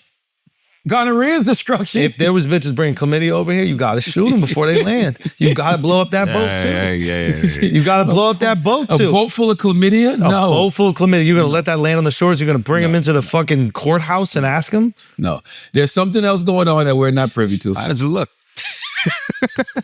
There's I'm just something saying. going on that we're not privy to. I'm gonna listen to the experts, okay? And I am always leery of people who just don't want to show evidence. No, Because my thing is this: if you ain't doing shit wrong, just show me. Exactly. It ain't that. It ain't rocket science, y'all. Exactly. If you're not doing anything wrong, then just show me you're not doing anything It's wrong. regime change and oil. It's just That's funny what- to me that like there are people that were happy Charlie Kirk got shot because they disagreed on opinions and they're fighting for due process for people who are driving fentanyl into the fucking country. That's a solid point. Like, Yeah, what the fuck do we live in? But you Why can't do we say have that. more humanity for people who are actually profiting gotta be off better. of killing Americans? But you shouldn't be like those people. Don't become what do you I hate. got to do? Don't become what you hate. What do you mean? You're Christian. I hate people trying to kill Americans. You hate people. Trying to kill Americans. So if you're trying to kill Charlie Kirk or if you're trying to bring fentanyl in here, I hate both of y'all. Yeah, but you don't know if they're trying to bring fentanyl in. If they were trying to bring I don't- coke, I would celebrate them. Well, here's the thing. I don't think. They might be. Here's the thing. I don't think Charlie Kirk should have been killed for his rhetoric, and I don't think that the people in these boats should be killed if they are illegally or not, or if they're smuggling drugs, right? But here's the thing. The only difference is, I was about to say the only difference is one person committed a crime. Both of these people are allegedly committing crimes. If we believe the specialists, they're all crimes. This stuff is not supposed to happen. So On what either is way. what is the punishment for somebody trying to bring fentanyl into the country? I would think you just run down on them and fucking arrest them. Don't they got what's the shit in the water? Don't they have police water? I'm about to say Water police. Coast Guard. Coast Guard. Yeah. Like I would think. I don't know. I don't. I mean, I So really don't know. we gotta I put don't him in know, jail though. here. You lock them up. So we got to And use then we send taxpayer them- dollars and put him in jail here Because because wouldn't you they're want? trying to By the kill way, Americans. wouldn't you want to know where the drugs are coming from? Yeah. Say again? Wouldn't you want to know where the drugs are coming from? We know. We tracked the boat. We don't know No. there's drugs on the boat. I don't think they know, bro. That's the whole point. That's why people are upset. Now we got to Okay. show how we know. But maybe the problem. That's all we saying, Schultz. God damn. Welcome. Yeah, That's but- all welcome we're to the saying. conversation. Thank you. Yes, thank you But for we coming. can't give away our Thank you for coming, intelligence. yo. Thank you for coming. Yo, we can't give away our intelligence. It's on Signal. I guarantee you on. Yeah, you probably changed the WhatsApp by now. Pete probably on WhatsApp by now. Just go to Pete's Signal or WhatsApp, and you'll know exactly what's going on. I'm telling you, man. Just let him play Battleship. No, we don't want to play The Battleship. president Yo, of the United States of America should be able to play Battleship if he wants. Shut up. Shout out to Kris Jenner. Shout out to Kris Jenner, 70 years old. Click on this picture, man. Yeah. Click on Kris J. I thought this was Kim. Yeah. God damn. Nah, It's crazy. Like, whoever's doing her thing, Yo, how come the Kardashians don't get Illuminati rumors, yo? because they pipes for it. They know how they got it. Like, It's you mean to out in the tell me open. that Kris Jenner can look like, Kris Jenner look like she has been bathing in baby blood. But here's the thing. They did the thing that we accused the Illuminati of. What? Took dick to be famous. Yeah, but that was in the beginning stages. What I'm saying is, but they've been famous since the beginning stages. Like, if you're part of the Illuminati, Charlamagne, they try to give gay rumors and say that you took dick to be part of the Illuminati, right? Yeah. Okay. We know that they did that. There's no rumor. There's Nah, a video bro. that That we was watched. the beginning stages. I know. What I'm trying to say is That they shit got her King magazine and a reality show. That's where it starts. But when you start aging backwards, when you start looking Benjamin? 30 at 70, Yeah, I mean, she looks fantastic. that's when you start putting the pieces of the baby on the pizza. Yo, with I'm trying to tell you there's some other shit going on, yo. with all due respect, can we just, with all due respect, for a second? oh, right that here? was funny. Just with all due respect. I got it. What do you think it looks like down there? I don't want to have this With conversation. all due respect, I don't want to have this conversation. I don't want to. it's with all due respect. I've never even thought about it. It's with, if we were to have it with all due respect, They have rejuvenation down there I too. know. There's a world where it looks, it looks like a bunch of Epstein emails came through. Okay, that's too much. All right. Gooch. now it's Listen, I don't know, bro, because y'all don't want to deal with the reality of the situation. Who's y'all? Y'all. Because whatever's down there made Bruce run the 100-yard dash to another gender. Okay? Or he loved it so much he wanted one for himself. Damn! Oh. Ooh, I would dap you up, but you fucking put snot all over your hand. God damn! Son, God Kris damn! Kris If that Jenner shit looks so good, I want one. That's crazy. different. That's what happens when you look at the bright side of things. See, I'm always so negative. Now you gotta That look at was the bright fire, side. bro. If you look at things with some optimism. you know what I mean? Optimism. Look at the fucking pussy is half fucked. Wait a minute. I don't really know where you're going with it, man. I feel like we're back in the Venezuela discussion. Yeah, but you're right.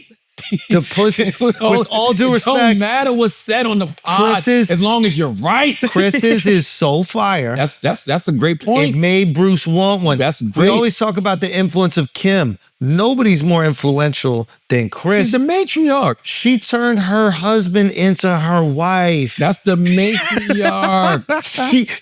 Her vagina is so fantastic that literally the greatest male athlete in the world at one point in time. Respectfully, Respectfully I want to say this needed respectfully. When I think about what Andrew is saying, just from a scientific perspective, And also from a respect perspective. yeah, scientific, respectful perspective. When Yeah. I think about what Andrew is saying, if there was some rejuvenation, right, then it got to look brand new. If you are Bruce, you're looking at it like, oh, I can go get one of those made too. Yep. Damn. It's possible. Hope. Damn. Hope. Damn. She was selling hope, man. Damn. Bruce got him a little Barack Obama. God damn. Huh? What? Hope. Oh, I get what you're saying. I pick up. I see what he's doing. It don't matter. We just What you podding, think baby. I was saying? He I got don't know the what the dark fuck you lips.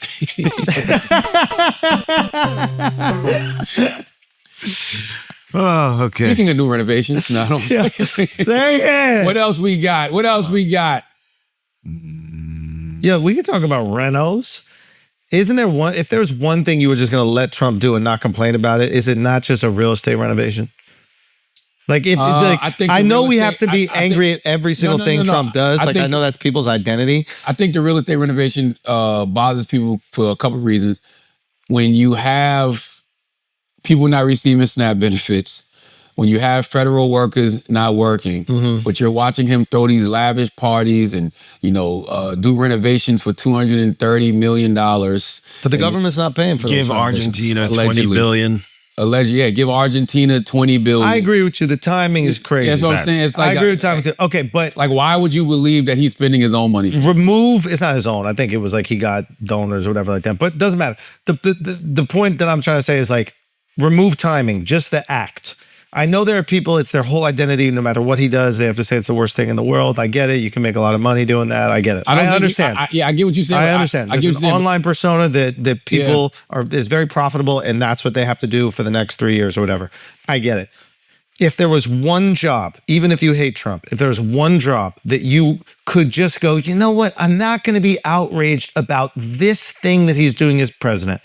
One job, not negotiating peace, not negotiating a big, beautiful bill, not negotiating or blowing up fucking battleship, not any of that. Just if there was one thing that you go, you know what? Okay, I think Trump will be able to do this. Would it not be renovating a piece of real estate? No, because it's not renovating, it's demolishing. And I think people will love not demolishing. One thing they tore the whole building. No. Did you see the pictures? Yes. It's a little section. Bro, when Turn they the picture, pull it up. What are they talking about? They they're demolished adding, the whole They're adding they knocked down a whole wing. He said he wasn't. He said he By the way, wasn't. this is the algorithm. He don't know. He might be serious. No, I'm dead serious. Bro, look it up. They demolished the whole They're using shit. the pieces of the ships. They're recycling the ships. No. They're recycling the battleships. I think that people look at the White House as sacred, and they don't want to see that happen. Well, the motherfuckers that work at the White House that I've spoken to are all like, that shit is ass. It needs to be upgraded. When we throw a dinner, an event, we got to put tents outside because there's no room inside to do these things. You need more space. Listen, I don't fucking know. I just know people don't like to see sacred institutions torn down. But I don't even know if it's about the I don't think it's about the demolishing as much as it's about where the money is. This is the point that I'm trying to make. It's like people want to make sure that's not taxpayer dollars. I get it. And once again, he won't show evidence and proof that it's not taxpayer dollars. But this is my issue with people. It's like when you cry wolf about every single thing, it removes the sting, the value, the authenticity of your legitimate criticisms. Yeah. When you cry about the East Wing, how many of y'all even knew there was an East Wing to the White House? It was the West Wing. Is it the West Wing or East Wing? I thought that the White House had just the White House. I didn't know there was wings. Nah. We stayed right across the street from it. I didn't even know there was wings. So the point is, when people make this, that's the one that he's renovating. So when people get up in arms about this in the same way that they're up in arms about the Epstein emails, which is a legitimate criticism, a legitimate concern, it actually takes away a little bit of, to me, like, I go, do you even care about that? Well, no, let's or be do clear. You just care about hating on this guy? But do we know Pick why? and choose the battles. But talking about, do we know why people are upset? Because it's him. If he says my favorite color is green, you're going to be like, my favorite color is red. Give the actual technical reason. Why do people... Combination of things. So some people are upset that, hey, you're destroying the White House without getting permission to destroy the White House. Some people are saying you're using taxpayer dollars. And others are saying that money was donated to him by a lot of people. And what are these people going to get out of donating the money, like pay for play type of situations? And the government shut down and you're spending money for renovation. Well, yes. So it's like people are upset about it. Alex isn't wrong, but let's be more technical with it. Like I said before, the historic preservation of it, right? Like the East Wing was built in phases since 1902 with major expansion in 1942. People feel like it's a part of the historic White House complex. Critics say this isn't just a renovation, but a dramatic alteration of a national symbol, raising the question, is this our building or just the president's? Now, this is why people are really upset. The lack of transparency and oversight. Yo, can I just tell you something? No. This is a great point. And I think that this is like a really important point in terms of American politics. Transparency should be paramount in American politics.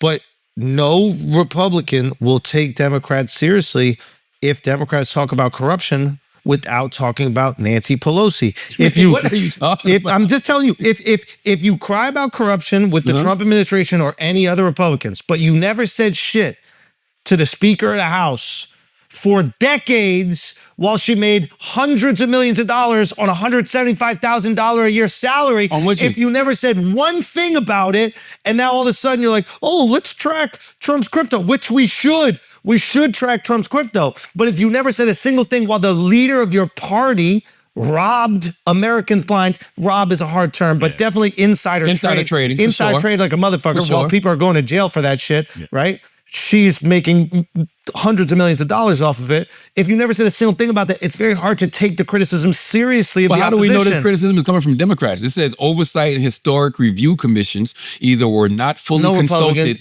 or their involvement is unclear in this process. No Republicans give a fuck about this shit. No. But these are people. They just get in line with this dude. But these are people who are. If you want to make renovations like this, you're supposed to talk to these people. Yeah, I know. And he didn't. He don't talk to anybody. Listen, and I'm not saying that's a good thing. They want to know who is donating, what are the strings. Some people worry about conflicts of interest since many donors may do business with the federal government. Can I just say? Everything. And this is the same person that took a plane for a $400 million plane. Can I just say everything you're saying is so legitimate and an amazing criticism.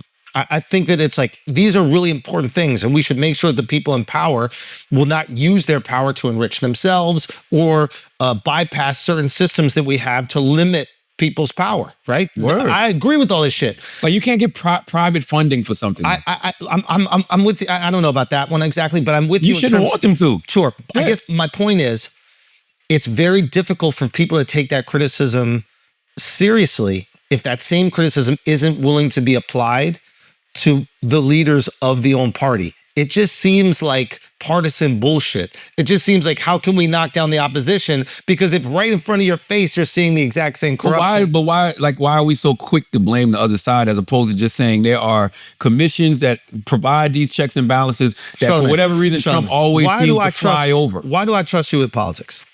I don't know. Me neither. No. But like, for me, you're somebody that has the courage to call out your own party, even if that's not favorable, even if it's not popular, even if you're going to be completely maligned for it. I'm with you. Because you will call it right from wrong. I like to think that I'm the same in that way. Like, I just call out right from wrong. If I see it, I believe it. What I'm trying to tell you, I'm not saying that this shouldn't be called out. What I'm saying is it's easy to ignore. Like, Republicans just ignore the shit because they're like, oh, now you're upset. But when Pelosi is getting hundreds of millions of dollars for herself, you don't say shit. But Nancy did get a lot of smoke for this exact same thing. People want the transparency. They want to make sure that people are going through the checks and balances. What smoke? And when they find out, she's free, right? When they find, but so is Trump. When they find out that you're not going through these checks and balances, yes, people have the right to raise hell. And I really think that the private funding. I think so too, by the way. I hope you understand my point, absolutely. Which is like, I think these are legitimate criticisms. I think the private funding is the most important thing. Because, man, if you're taking all of these gifts, if you're taking these planes, if fucking private funders are building shit in the West Wing. What are they getting in return? What are they getting in return? Guys. We're all on the same page here. Yeah. I think we all know that. Like, I'm agreeing with you in terms of all this stuff. All this stuff, you should be concerned. You should be concerned about, like, the transactional nature, naturally. Because if there's transactional nature, you're going to expect something. So I 100% get that. What I find really refreshing, though, is when Republicans are willing to call out Republican shit, Dems are willing to call out Dem shit. And I think that an important part in the discourse in like being able to like communicate, ideally, once again, is that both parties will at least acknowledge their own shortcomings. And a beautiful thing that's happening right now, I think, with Democrats is like they're starting to do it. Yes. How come Republicans can't acknowledge Trump's shortcomings, though? Well, I think you've seen it happen. Like, fucking Marjorie Taylor Greene is all of a sudden. I don't trust it. Okay, fair. You don't have to trust it. Yeah. But what is happening? That's the flanker on the football field. Sure. She's a decoy. She might be. But what is happening? She's kind of like become an incredibly popular figure. Right? Isn't that crazy? Why is the left so accepting of these individuals? It's not about accepting. She has utility. It's like I get what you're saying. Yeah, that's all it is. I get it's what you're like it's more effective when somebody from the other team is criticizing that team. So it's like how the right uses my sound bites. Yeah, well, exactly that. Yeah, exactly, right? It's like anytime we're critical of Democrats on a pod, the right is going to clip and they're going to post it on Twitter. It's going to go they made super up their viral. minds, and I'm a liberal star. Right. And it's like, that's what I would say. But what I would say is there's something incredibly refreshing. Like one of the things that makes Bernie so appealing is Bernie had been calling out his own party for fucking decades. Yep. So all of a sudden you start to trust him. Yeah. You go, wait a minute, this guy's going to call it like it is.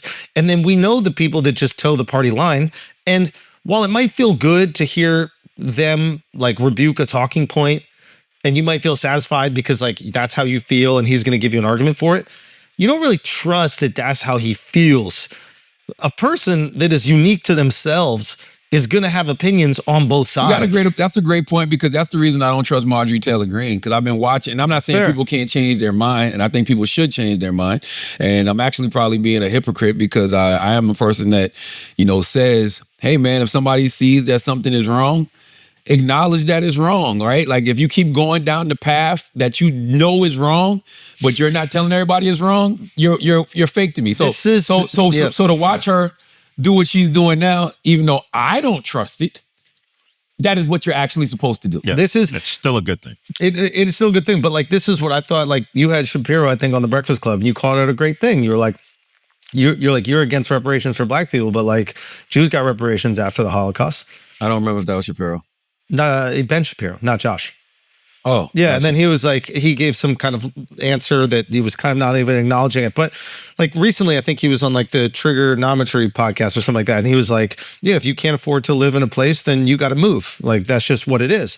And I don't think Ben is like has bad intent when he does these things, but I don't think he realizes that like oftentimes he holds like America to higher standards than he holds Israel, for example, right? Because it's like you're going to tell Americans that can't afford to live in New York City that they should go move and look for opportunity somewhere else. But like if you can't afford your own wars, then maybe you shouldn't fight them, right? So like you have what I think that people get frustrated at is like you got to keep that same energy. Good point. If you are for government assistance, if you're for government support, if you're for government aid for Israel, then you should at least be understanding of government support, government aid for the American people. Fine. And I don't think he's doing this with bad intent. Like I'm actually trying to give him the best read possible here. Like, but I think it's hard for people to see past their own personal issues. Sometimes, yes. And I'm sure that's like very near and dear to him. So I do have respect for that. But at the same time, like somebody watching it is going to go, wait a minute, we can give billions upon billions of dollars for this thing over here. But when someone is saying we need to make a city more affordable, you're saying, nah, it is what it is. Like, this is the system. You got to move somewhere else and look for opportunity. They're going to naturally go, whoa, this feels hypocritical. He might have a great argument for it, and that's fair. But the feeling people are going to have, it goes, that guy's a hypocrite, and it looks like he's prioritizing this one thing over this thing. And that's something he should think about when he's communicating. And my problem is, I can see where everybody's coming from. Yeah. I completely understand what Ben Shapiro is saying, because I saw many people, especially during COVID, they was like, I'm getting the fuck out of New York, right? Yeah. This shit is too expensive. I got to stay in this cramped ass apartment. I can't leave. Mad people took the dash down south, right? And I can also see where Andrew was coming from, and Andrew's like, yo, if you a country that, can't afford to fight your own wars, then maybe you shouldn't be fighting them. I see it all. Yeah. And that's my problem. Or we start to go, hey, you know what? It's okay to want to help people here, and it's okay to want to help people I see abroad. that side too. Yeah. But we don't go, this is the only one that we help, and this is where we don't. Our conservative values don't go out the window when it comes to helping foreign nations. Sometimes... And we should help here first before we help. Well, I think I agree with that that's what a lot of Americans are feeling right now, which they should. Like, this is... you got to help home. Like, I care about Americans more than I care about anybody else. Do you know sometimes when you're having conversations with people, and I really mean this wholeheartedly, it is very rare when a person is just completely wrong. I'm talking about if you just take a step back, leave all your personal biases, and just be objective and actually just listen to a person, you can almost understand where everybody is coming from. But then you got to make a decision on, okay, I can understand where you're coming from, but which one of these ideas is going to benefit the most the most of us. Because I think that's what a lot of people do nowadays. It's either one or two things. You either have your own personal biases, you're not being objective, you're not listening, you don't give a fuck. Whatever this person says is wrong because they're not on what you on. They're not on whatever side you're repping. They're against what you're against, so you just dismiss them. Right. But most of the time when you're listening to you're listening to ideas, you're going to take the best idea that you think can help the most people. That's what I think we got to start doing. I think you're 100% right. I think we try to do that. It's just sometimes I think that's what Mamdani is at least trying to do. He's like, hey, we're going to do these things and these things are going to help. I think what often happens in reality is that sometimes the good ideas don't lead to the outcomes. Sometimes good ideas do lead to outcomes, and that's awesome. Yeah. But sometimes good ideas don't lead to the outcomes you want. Like the number one thing that's going to change affordability of rent in New York City is just building more apartments. Yep. It's not freezing rent. It's not doing anything else but building more apartments. Freezing rent is going to skyrocket rent on the apartments that are in what's called the free market. It's when he freezes the rent, people who have not rent controlled or rent stabilized apartments are going to go way higher and it's become way more unaffordable. The only thing that will stop it is if we build more apartments. And in order to do that, you have to do rezoning, and every mayor promises they're going to do it and no mayor does it. If Mamdani comes in, rezones, reduces... Can you explain what you mean by rezoning? So there are certain places that are like not zoned to be built in. And this is a long process. You have to get approval from Albany for these. Like they might be zoned for office. They might be zoned for nothing at all. Yeah, retail. I get what you're saying. Or there might be certain buildings that like within the neighborhood, there are certain people that go, hey, we don't want a tall building in our neighborhood. We like the fact that it's all lower buildings in the neighborhood. Yeah. Well, now you have to fight that very powerful neighborhood alliance. And don't think they're not, because that's the same type of people that voted not to have a casino in Times Square. Yeah. Exactly. So it didn't matter who. And also, like, I have empathy for those people. It's like they spent probably their whole life savings on a home in this beautiful little brownstone community. And you're going to come in and then for years erect some giant skyscraper that's going to completely change what that neighborhood is. Like, I also have empathy for them, right? But it's going to require a mayor who comes in and deregulates, changes the building laws. Because right now, like developers, if they could make money developing, they would develop, right? But they can't. So you have to change those laws that make it not profitable, and you got to let them fucking develop. And that will change it. But until a mayor comes in and does that, and hopefully it's Mamdani, but nothing is going to change with affordability in terms of housing. It's just not. So you're saying that his idea to freeze is not the best idea? His idea is freeze is not the best idea. I think it's the most catchy in the same way build a wall is catchy. Got you. Building a wall is not going to stop illegal immigration. You know, it probably will. These horrific videos you see with ICE. But build a wall sounds better marketing wise than going, hey, we're going to have ICE agents do like completely dehumanizing things to people and throw them in the back of cars and kick them out. Like you can't really run on that. And freezing the rent does help a group of people, a large group of people who are in rent stabilized apartments. They know for at least for 1 or 2 years, my rent's not going to go up because my salary is not going up and inflation is going up. What I would just say to that. But yes, it does also hurt the people that are in the free market apartments. What I would say to that is like, we have freeze the rent before. I think de Blasio did it twice. I know people that are on that shit now. Yeah, so it's like helped. Yeah, and I think if it gave them relief, but it unfortunately didn't like have a long-term solve of the housing crisis. And like that's what I'm knock on wood, like currently like unaffected by these things. So my interest in this is just wanting people to live in an awesome city, the most amazing city in history, and be able to afford to live here and not have to move back to where they're from. I want people to have that opportunity, right? So what actually allows that is more apartments. Yeah. This is a Band-Aid. The freeze is a Band-Aid. And I just feel little solutions are good, even if it's not going to be the main thing that fixes everything. Yeah. If you do a bunch of good little things, that's also helpful. If they're leading to your ultimate goal. Exactly. I also think it showcases a sentiment, which is like, I want to do something to help you. Exactly. And I think like when people want help, that means a lot. Even if it doesn't solve it in the long term, it means a lot when somebody that's in a position of power goes, here's help. Yeah. And I get it. Yeah. Let's do some Asking Idiots, Alex. We got some bills? We got some more bills. All right, guys, take a break for a second, man. You know what time it is, bro. We're getting into that Thanksgiving season. You know, you're going to be having that turkey. What's that thing in turkey that makes you go to sleep? Stuffing? Nah. Fuck, I forgot the name of it. Damn. It makes you sleepy, bro. It makes you sleepy, and but you know, your girl doesn't want to sleep. You know, she's been cooking all day. Now she needs to get stuffed. Charlamagne, the God, she needs to get stuffed, and she deserves that. Tryptophan. Tryptophan. Tryptophan. That tryptophan's in your system. But you need to come correct. You need to come hard. You need to be rocked up, bricked up, stick up, seasoned. And the one that's going to do that is Blue Chew. Blue Chew is going to have you ready, primed, make your girl very thankful. And you're going to get your first month for free. All you got to do is pay $5 shipping. That's it. First month free, $5 shipping. You go to bluechew.com, use the promo code IDIOTS. It's that simple. You are welcome. Enjoy the holidays. Charlamagne, we also got this one here.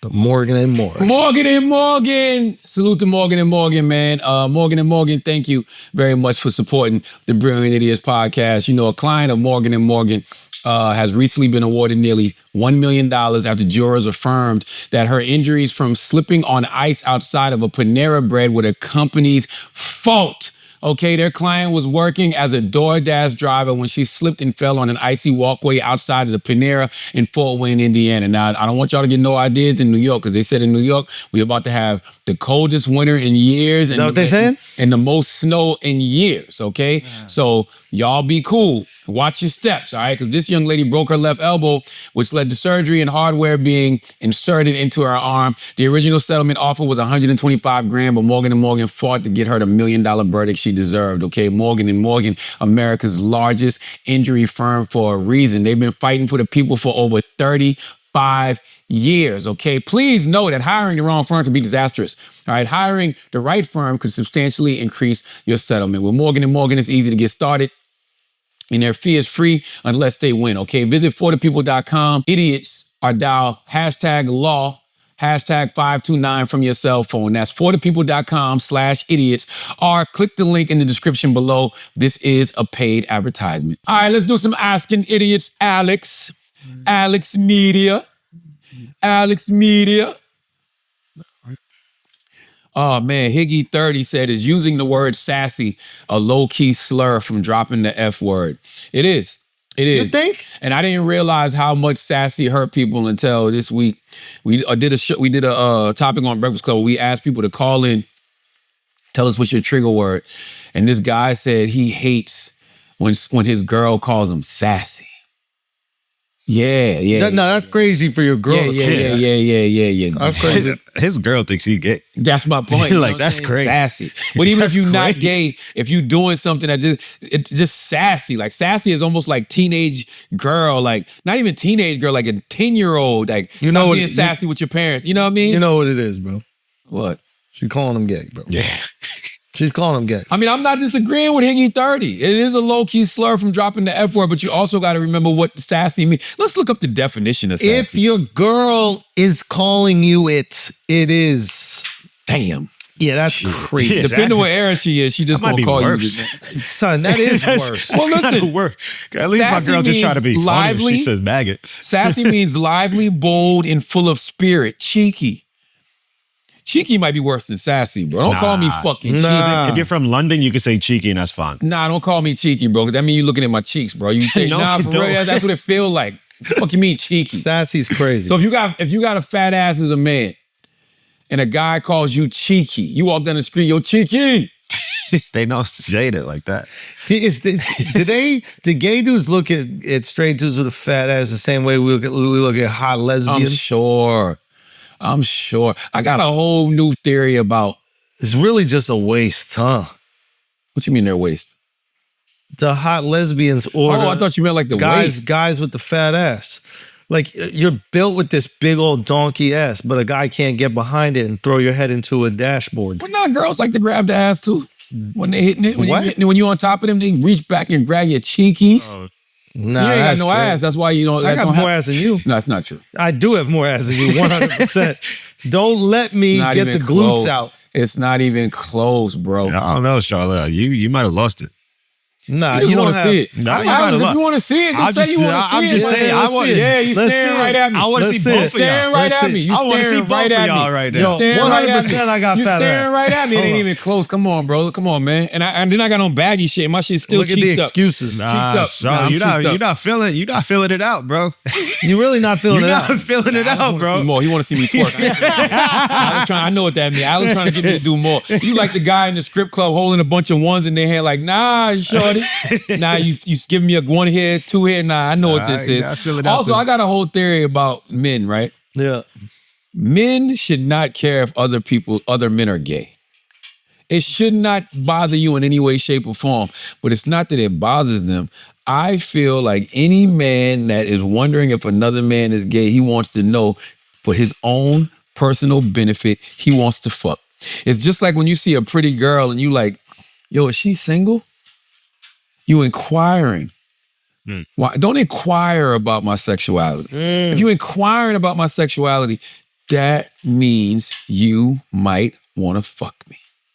What if he's like talking to your girl a little bit too much? Then if you want to know, it's just like, oh, okay, it's fine. Huh? Say that again? Like, say if a guy, personal. Say if a guy, no, I'm just saying. Yeah, that sounds personal. Oh, Okay, man, well, go ahead, disgusting. once that laugh comes out, I'm just saying. what is it? sorry, I'm I'm here just for saying, you. you I'm can't here think for of you. a situation, and I would say that would be a situation where you would want to know. If a guy's like, say, talking to your girl too much, and then you're like, oh, Oh, is he I gay? see what you're saying. Then Yeah, it's like, oh, okay. yeah. I see what you're saying. I thought you meant like the guy was talking to your girl, inquiring about you. No, because he think you gay. No, that's not. So you want to know if y'all want to have a threesome. Solid. That's not where you came up with a whole nother scenario. That's Because it great. sounded so personal, Alex. I No. was just like, what? There's a guy asking your girl about No, you? that would be a time where you inquire. But they wouldn't ask your girl. They did ask Weezy. Weezy told me that before.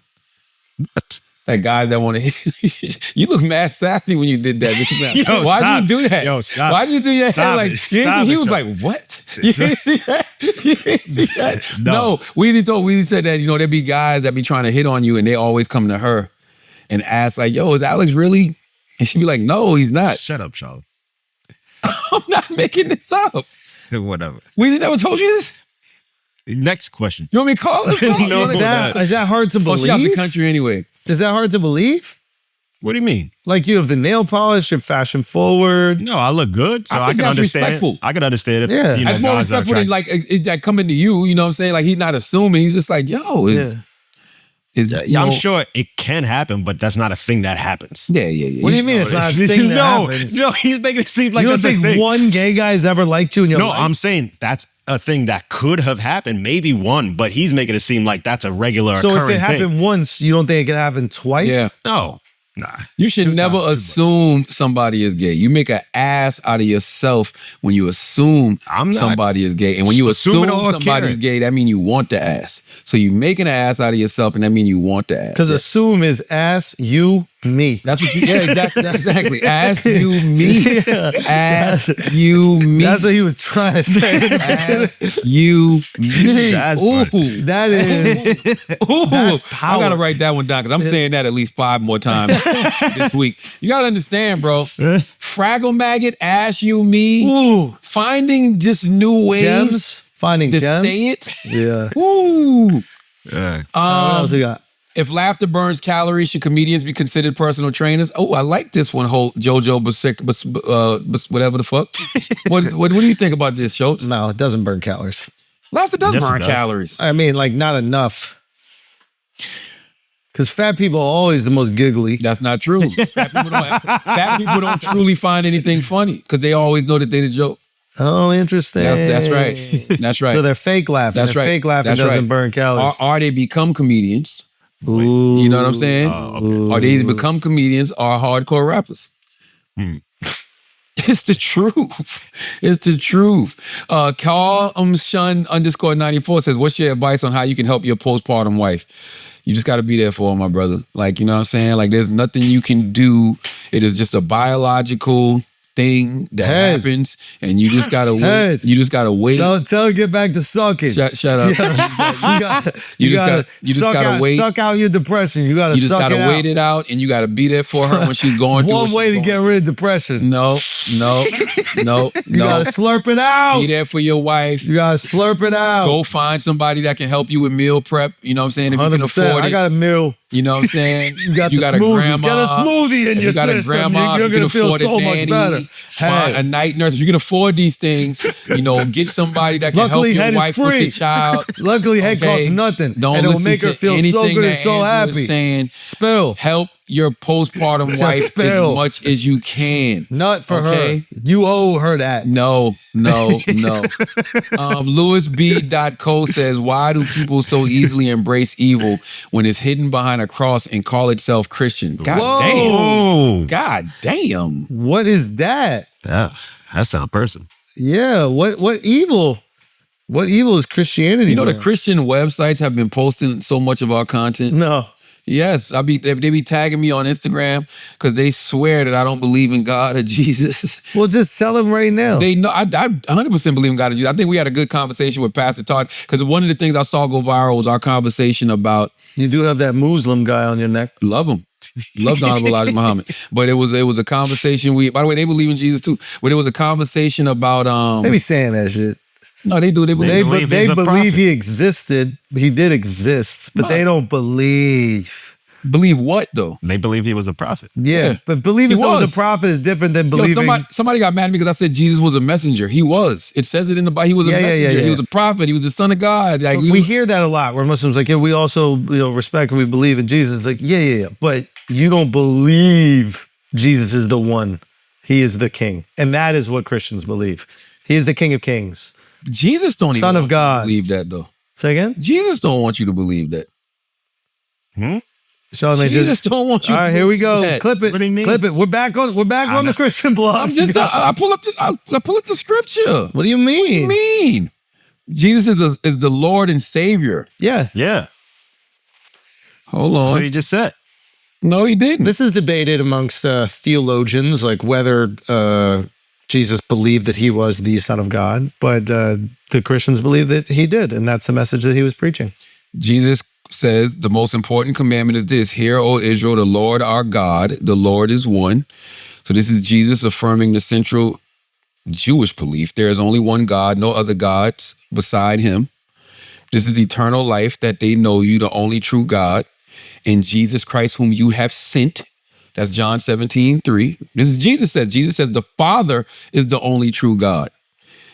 Jesus denies having independent divine power. John 5:30. I can do nothing by myself. He points everything back to the Father's authority. Jesus says God is greater than him. John 14:28. The Father is greater than I. Again, reinforcing God's supremacy. Jesus says to worship and serve God alone. Matthew 4:10. Worship the Lord your God and serve him only. I don't know why that's. But he is God. That's where it gets confusing. The Holy Trinity, my boy. I know. I talked to Pastor Todd about it, but even the way I hear a lot of people describe it a lot of different ways, and I don't know, bro. I just believe in God, and I believe in Jesus, and I believe in all prophets and messengers that have been sent here to get us back to the Word of God. Even the ones after Jesus. Yes, Well, that's an issue. Christians are going to have an issue with that one. with prophets. With after Jesus prophets, they believe in the ones before. So that's the question: What do you call pastors and stuff now who preach to try to get us back to the Those Word? aren't prophets.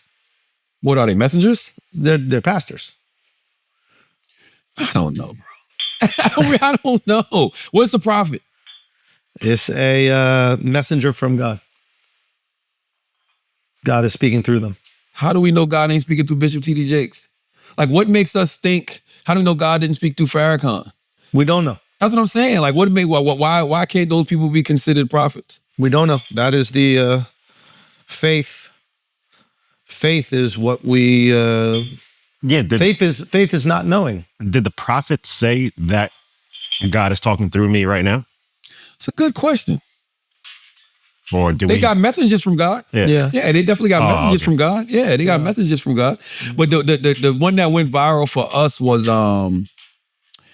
and I shouldn't have said BS. I'm not gonna lie. We was having a conversation about Jesus, and you was talking about the forgiveness aspect. And I said, that's that BS. But I wasn't talking about Jesus. I was just talking about the mentality that humans have, like we almost have unlimited sins. And that's what I was talking to Pastor Mike Todd about, on the Breakfast Club. Because I feel like if an apology, if I feel like if the best apology is changed behavior, then the best form of repentance has to be changed behavior as well. So I don't want to live my life like I can just sin and pray for forgiveness. I would rather live my life the way Jesus did and strive to be the best version of myself and not sin. I think that that's an amazing way to live life. And I think that people would say that that's a Christian way to live life. That's all. Yeah. But for whatever reason, people took that and was like, I hope he repents before he goes to hell. I was like, God damn. Like, I don't know. What? I really don't know. The weird part about it is, this is what I really was thinking to myself. Man, y'all are very brutal on these Christian pages. Aren't y'all supposed to be Christian? And I did leave one comment because I'm like, I like discussions like this. This is a smart discussion. It's about religion. But when I left the comment, there was people in my comments telling me I'm the worst person ever. I'm going to hell, blah, blah, blah, this and that. I've listened to you for years. Well, you probably shouldn't if you're a Christian. Right? That's number one. But I'm just like, God, this is a very judgmental space. There is we had Tim Tebow on Flagrant. No! He knew about the show beforehand? Yeah. He's still a Christian? Yeah. Yeah, I don't think we converted him. Damn. But no, we had him on and he did the most fire shit, man. We were talking about, like, I was bringing up Aaron Hernandez a little bit because, they went to Florida together. Yeah. And he got, like, a little emotional talking about it. Like, there's multiple times in every week he gets, like, emotional. And he starts to kind of defend Aaron. Now, Aaron has done some, like, heinous shit, okay? Yeah, and he's dead. And he's dead. God bless the dead. But, like, he's done some heinous shit. It's very easy to just be able to make fun of him, point a finger at a bad person, whatever. And, like, Tim, like, saw the humanity in this person, like what he endured in his life that led him to these fucked up decisions that he made. Absolutely. And, like, it was a beautiful moment of, like, what I imagine we would hope to uphold with Christianity, which is, like, seeing good in someone even though they've done bad, right? And that, yeah. And it was like, and saying that out loud on a podcast, you would get scrutinized. Like, you defending Aaron Hernandez to a certain extent. He wasn't defending what he did, but he was like, I feel really bad about what he went through that led to this, and I wish I could have done more to help him. Yeah, I don't think it's a defense. I think that, I just thought it was brave. If you are a person who can see past your own ego, if you're a person who's done any kind of work on themselves, if you're a person that is really spiritual, like a Tim Tebow is, you can always see what led a person to do what it is that they've done. Not excusing their behavior. You're not trying to justify their behavior. You're just telling us, I can see how he ended up being that individual, right? And you do wish you could have intervened. By the way, we act like that doesn't happen all the time. To like the young criminal. Like when a young person does something really heinous, people be like, man, I wish I would have intervened. Like, yo, I didn't know that this was happening to him at home. I didn't know he was having issues with his mom or his mom was on drugs. I didn't know he didn't have a father growing up. Like you start, going back in a person's life, seeing all the mistakes that they made and wishing you could have intervened. So, I mean, like, yeah. I don't see the problem No, with that. there's no problem. I think it's beautiful. It's like, if there is one aspect of Christianity that I wish we could, like, put into the water in America a little bit now, I mean, probably the world, but, like, especially in America, where everybody's so siloed and isolated, and, like, we're constantly seeing the most radical version of everyone and dehumanizing them and not trying to get in touch with, the better nature of who they are, seeing them as an actual person with feelings, family, love, compassion, right? Like, you were talking about the Melissa thing earlier. Like I think that she's missing some Christianity. Like, she's missing this idea that people are not perfect and we have to do our best to love them and we have to do our best to love each other and see humanity and see God in every single person who is a sinner. And if you should do a podcast. Yeah. But it's like, if for me, I would go, that would be an amazing thing to insert into the discourse here in America. It'd be an amazing thing to insert into every like political pundit. It'd be an amazing thing to insert if we saw a little bit more humanity in each other. We had a little bit more Christianity in the water. I think that this would be a much more pleasant place to at least disagree with one another. You know, I'm gonna say the point that Schulz is making. That's what you say, Alex? That don't get clicks. That don't get clicks. You're right. I think the point Schulz is making is a good point because it goes back to like, you know, you can't tell me something about a person I actually know. So Tim Tebow saw things in Aaron that we never saw. Exactly. And I'm not, that don't, once again, don't excuse anything that Aaron did. Yeah. He just saw a different version of him that actually existed. Yeah. I don't know if that's the best example though.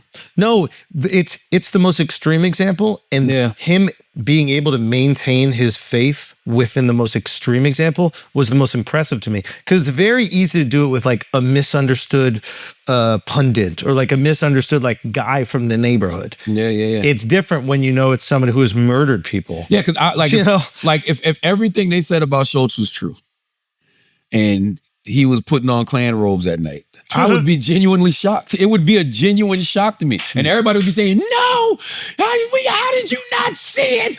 I'm like, I knew him for real. I thought I knew him. Yeah. Right? You wouldn't be shocked, Alex? I would be shocked. I'd be shocked. But to everybody else, it wouldn't be. But I bet you. Hopefully not everybody else. Like hopefully it's just like people caught up in these algorithms and like if you found out I was really gay. Yeah. I wouldn't be shocked. All right, man. How do you maintain Nino? But that is the shit that like, it's like when I hear the same things about like you being like some super liberal and stuff like that. I'm like, oh wow, you don't really know Charla. Yeah, he's got a MAGA hat. I seen him wear it when we were just on the beach killing. No, I'm just saying.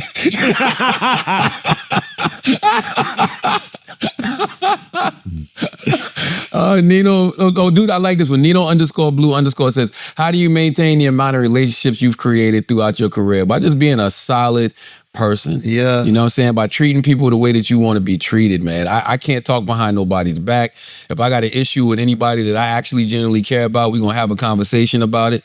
I see too much fake shit that I'm not with. And I'm not with, please, I promise y'all, there's some of y'all have no idea how much y'all on my shit list. And you on my shit list because I always tell Andrew things. I say, yo, whenever somebody takes a shot at you, watch who rides with said individual. Yeah. Because that person was just always waiting on a reason to hate on you. And there's some individuals, man, that I know been hating for a while, and I just been watching like, I see them leave little comments here or, repost people talking shit about me. And I'm like, but this guy's, he's always texting me, or this person's always calling me. But then when I see the person have a conversation with him, they like, oh, I don't even run my Instagram. Like what? It's so funny when like they act shocked. You know, like they're so unaware of their behavior, or maybe they think that you're unaware, like you're not seeing things. That's what I think. Because I see everything. So I think people think that I don't see shit. And then when I act in kind, they're like, wait, how the hell did this happen? And then I have to remind them that they might have fired a little shot first. They might have showed disloyalty first. Because I'll never be the one to do that. Never. Everyone. Like there's few stand-up people in this business, but I would say that we are stand-up individuals. Listen, I've had the same friends for years. I promise you, man. Facts. If you see a person not around me no more, it's because it's some fuck shit that, they was up to. You know what I mean? And they were playing me.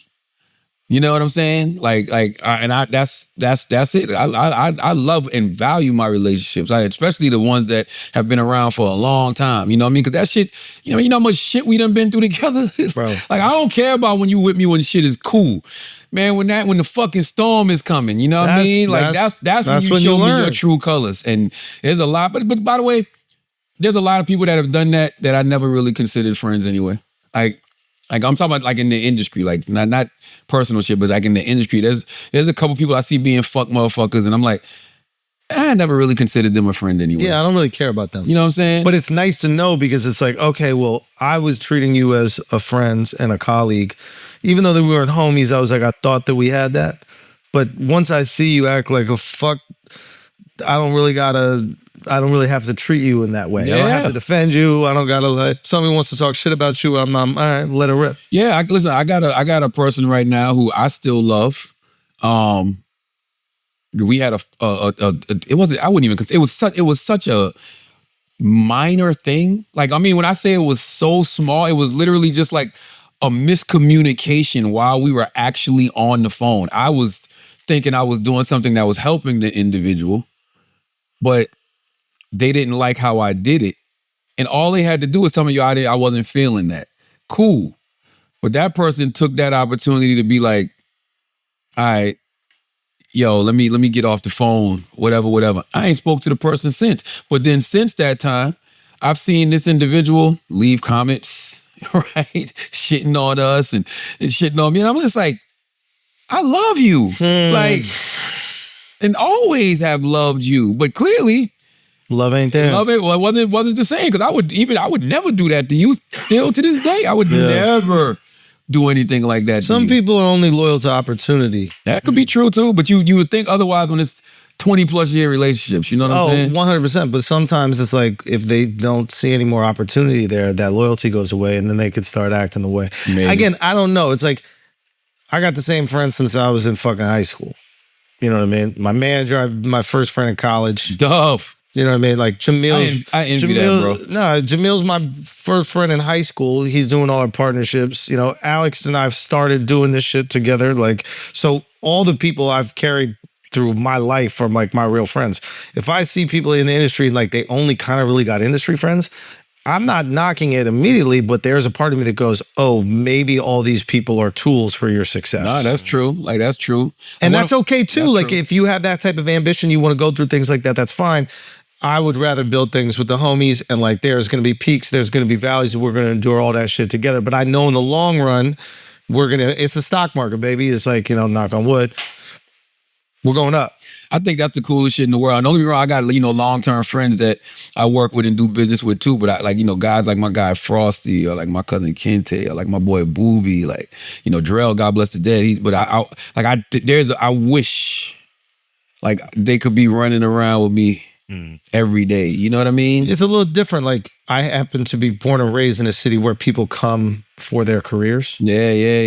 You know what I mean? So it's like if that was Charleston, I'm sure there were a lot of people that you would be building with regularly. I'd be begging to be in New York and not have anybody around me. You know what I'm saying? Let's do one more, Alex, and get up out of here. Oh, I love this question. Alexa Grin says, revive any celebrity back from the dead. Who would it be and why? Woo.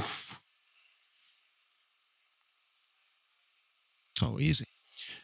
I got too many, man. I couldn't do one, yo. Can we do a top 5? He's saying celebrity. So I'm thinking, these are not politicians. These are not world leaders. These are not religious figures. celebrity. These are people in entertainment. Celebrity. Nipsey Hussle, because he was a great brother. When he was alive, I would always say he's a rapper that people can look up to literally and figuratively, because he was, so tall. But, sometimes you get to see what a person represented when they die, because we like to give people flowers when they're gone. But he didn't necessarily get that the way he should have when he was alive. But I just think he would do so much for us as a culture right now if he was here. So Nipsey Hussle, selfishly, the Notorious B.I.G., just because those first 2 albums was so good. Crazy. Ready to Die and Life After Death, that double album was so good, and all his features and stuff was so good. His short rap career was so good. I just wanted to see how he would evolve. Yeah. Like we saw how how Biggie evolved. Yeah. Not Biggie, how Hove evolved. Yeah. With the music, I just want to see what Biggie's 4th, 5th album would sound like. We didn't get a blueprint from Biggie. Yeah. Imagine what Biggie's like magnum opus would have sounded like. That album that defines him. Like, I don't feel like Ready to Die and Life After Death defined him because he's no longer here. But if he would have stayed alive, whoa. Yeah. So Nipsey, Biggie, Biggie, Joan Rivers, yo, Joan Rivers, because Joan Rivers did not give a fuck. Can you imagine what the Joan Rivers podcast would sound like? Oh my God. Can you imagine what the Joan Rivers podcast would sound like? Yeah, that's a wild girl. George Carlin, because I know we're not supposed to use the word prophet. There's a lot of things George Carlin said back then Sure. that absolutely came true. So I would love to see what he sees for the future now. Sure. And my fifth, who would my fifth be? Oh, this is tough. My fifth would probably be Tupac. And it would be Tupac for the same exact reasons as a Nipsey, because everybody has these conversations about what Tupac would have evolved into. You know, not even just on some entertainment thing, just what he would have evolved into as a, person in life. I would have loved to see that. That's a good list, man. Schultz? Schultz wants Celebrities. everybody dead. He already told you about the boat shit. He said, like, What? Wait, what? who is Don't do that. No, who'd I want alive? Patrice O'Neal, greatest comic ever. That would be awesome, especially during like censorship time, especially just all of it would just be absolutely fantastic. Just celebrities, entertainers. I'm trying to think, like, who's someone that died young that you're like, man, we didn't get enough of that? I got a few. Kobe. Oh, is that a celebrity? Or Absolutely. is that okay? Oh, yeah, Kobe was Yeah, celebrity. Kobe for sure. Kobe, man. Just because that shit was so tragic, right? It's like, Yeah. God, bring him and Gigi back. Man. Yeah, Oh. yeah. Kobe would be fantastic. Michael Jackson. I wanted to see what he was going to do that last tour run. Yeah. You know what's so crazy? I know this is going to sound really crazy. I'm glad that they're doing the Michael Jackson biopic. They used to give Michael so much hell. I don't feel like they deserved Michael. Michael used to get so much hell while he was here and while he was alive, yo. Yeah. I don't think that this dimension deserved Michael Jackson, yo. I really don't. The way they picked him apart, like this guy, he probably had no peace. Yeah. He probably didn't get peace until after he transitioned. Yeah. Like I don't know if I would do that to Michael. Like I feel like in today's era, we would have dug a little bit more into what they were accusing him of, and I think no, they would have destroyed Michael. I think the people who were trying to destroy him were the record labels and the powers that be. By the way, I don't disagree with you. I say that all the time. When you have these conversations about, he was trying to buy NBC, blah. Michael Jackson is the only celebrity I really truly believe Conspiracies around? Yeah. Yes. Yeah. Funny. Yeah. They wanted to get him out of here for a number of reasons. A lot of it had to do with that publishing that he owned. Michael's the only one that I'm really like, they had a very valid reason. And I would have to try to get him out of here. Liked for all that to be cleared while he was still alive. And I think people would have dug deep and found I think Michael gonna be, to me, he's already been like very redeemed in death. I think we really know that all of those accusations against him was some bullshit. The dude got investigated by the FBI for 17 years. Yeah, but some people still believe it. I don't believe any of them. I think that the rumors are still around, but they have less sting. Yeah. So, I think in death, sometimes the focus is just on the music and how the music made us feel. Like, in death, sometimes the focus is on the art. He's got a biopic coming out. They got MJ on Broadway. Yeah. Ain't nobody out there protesting that shit. So, and when this biopic drop, I don't want to see none of y'all fake woke people get online and try to stir up no shit, because I'll be the first person saying, suck my dick, and I'm going to go suck my dick after I do it. Okay? Fuck you. Beat it. As always, I ain't even try, and that shit did it. That's hard. As always, Chosen one. As always, if you listen to this podcast, you think we're smart, you think we're intelligent, you think we're brilliant, you're absolutely right. But if you think we're just a couple idiots who don't know shit, you're right too. It's the Brilliant Idiots Podcast. Thank you for listening. Peace.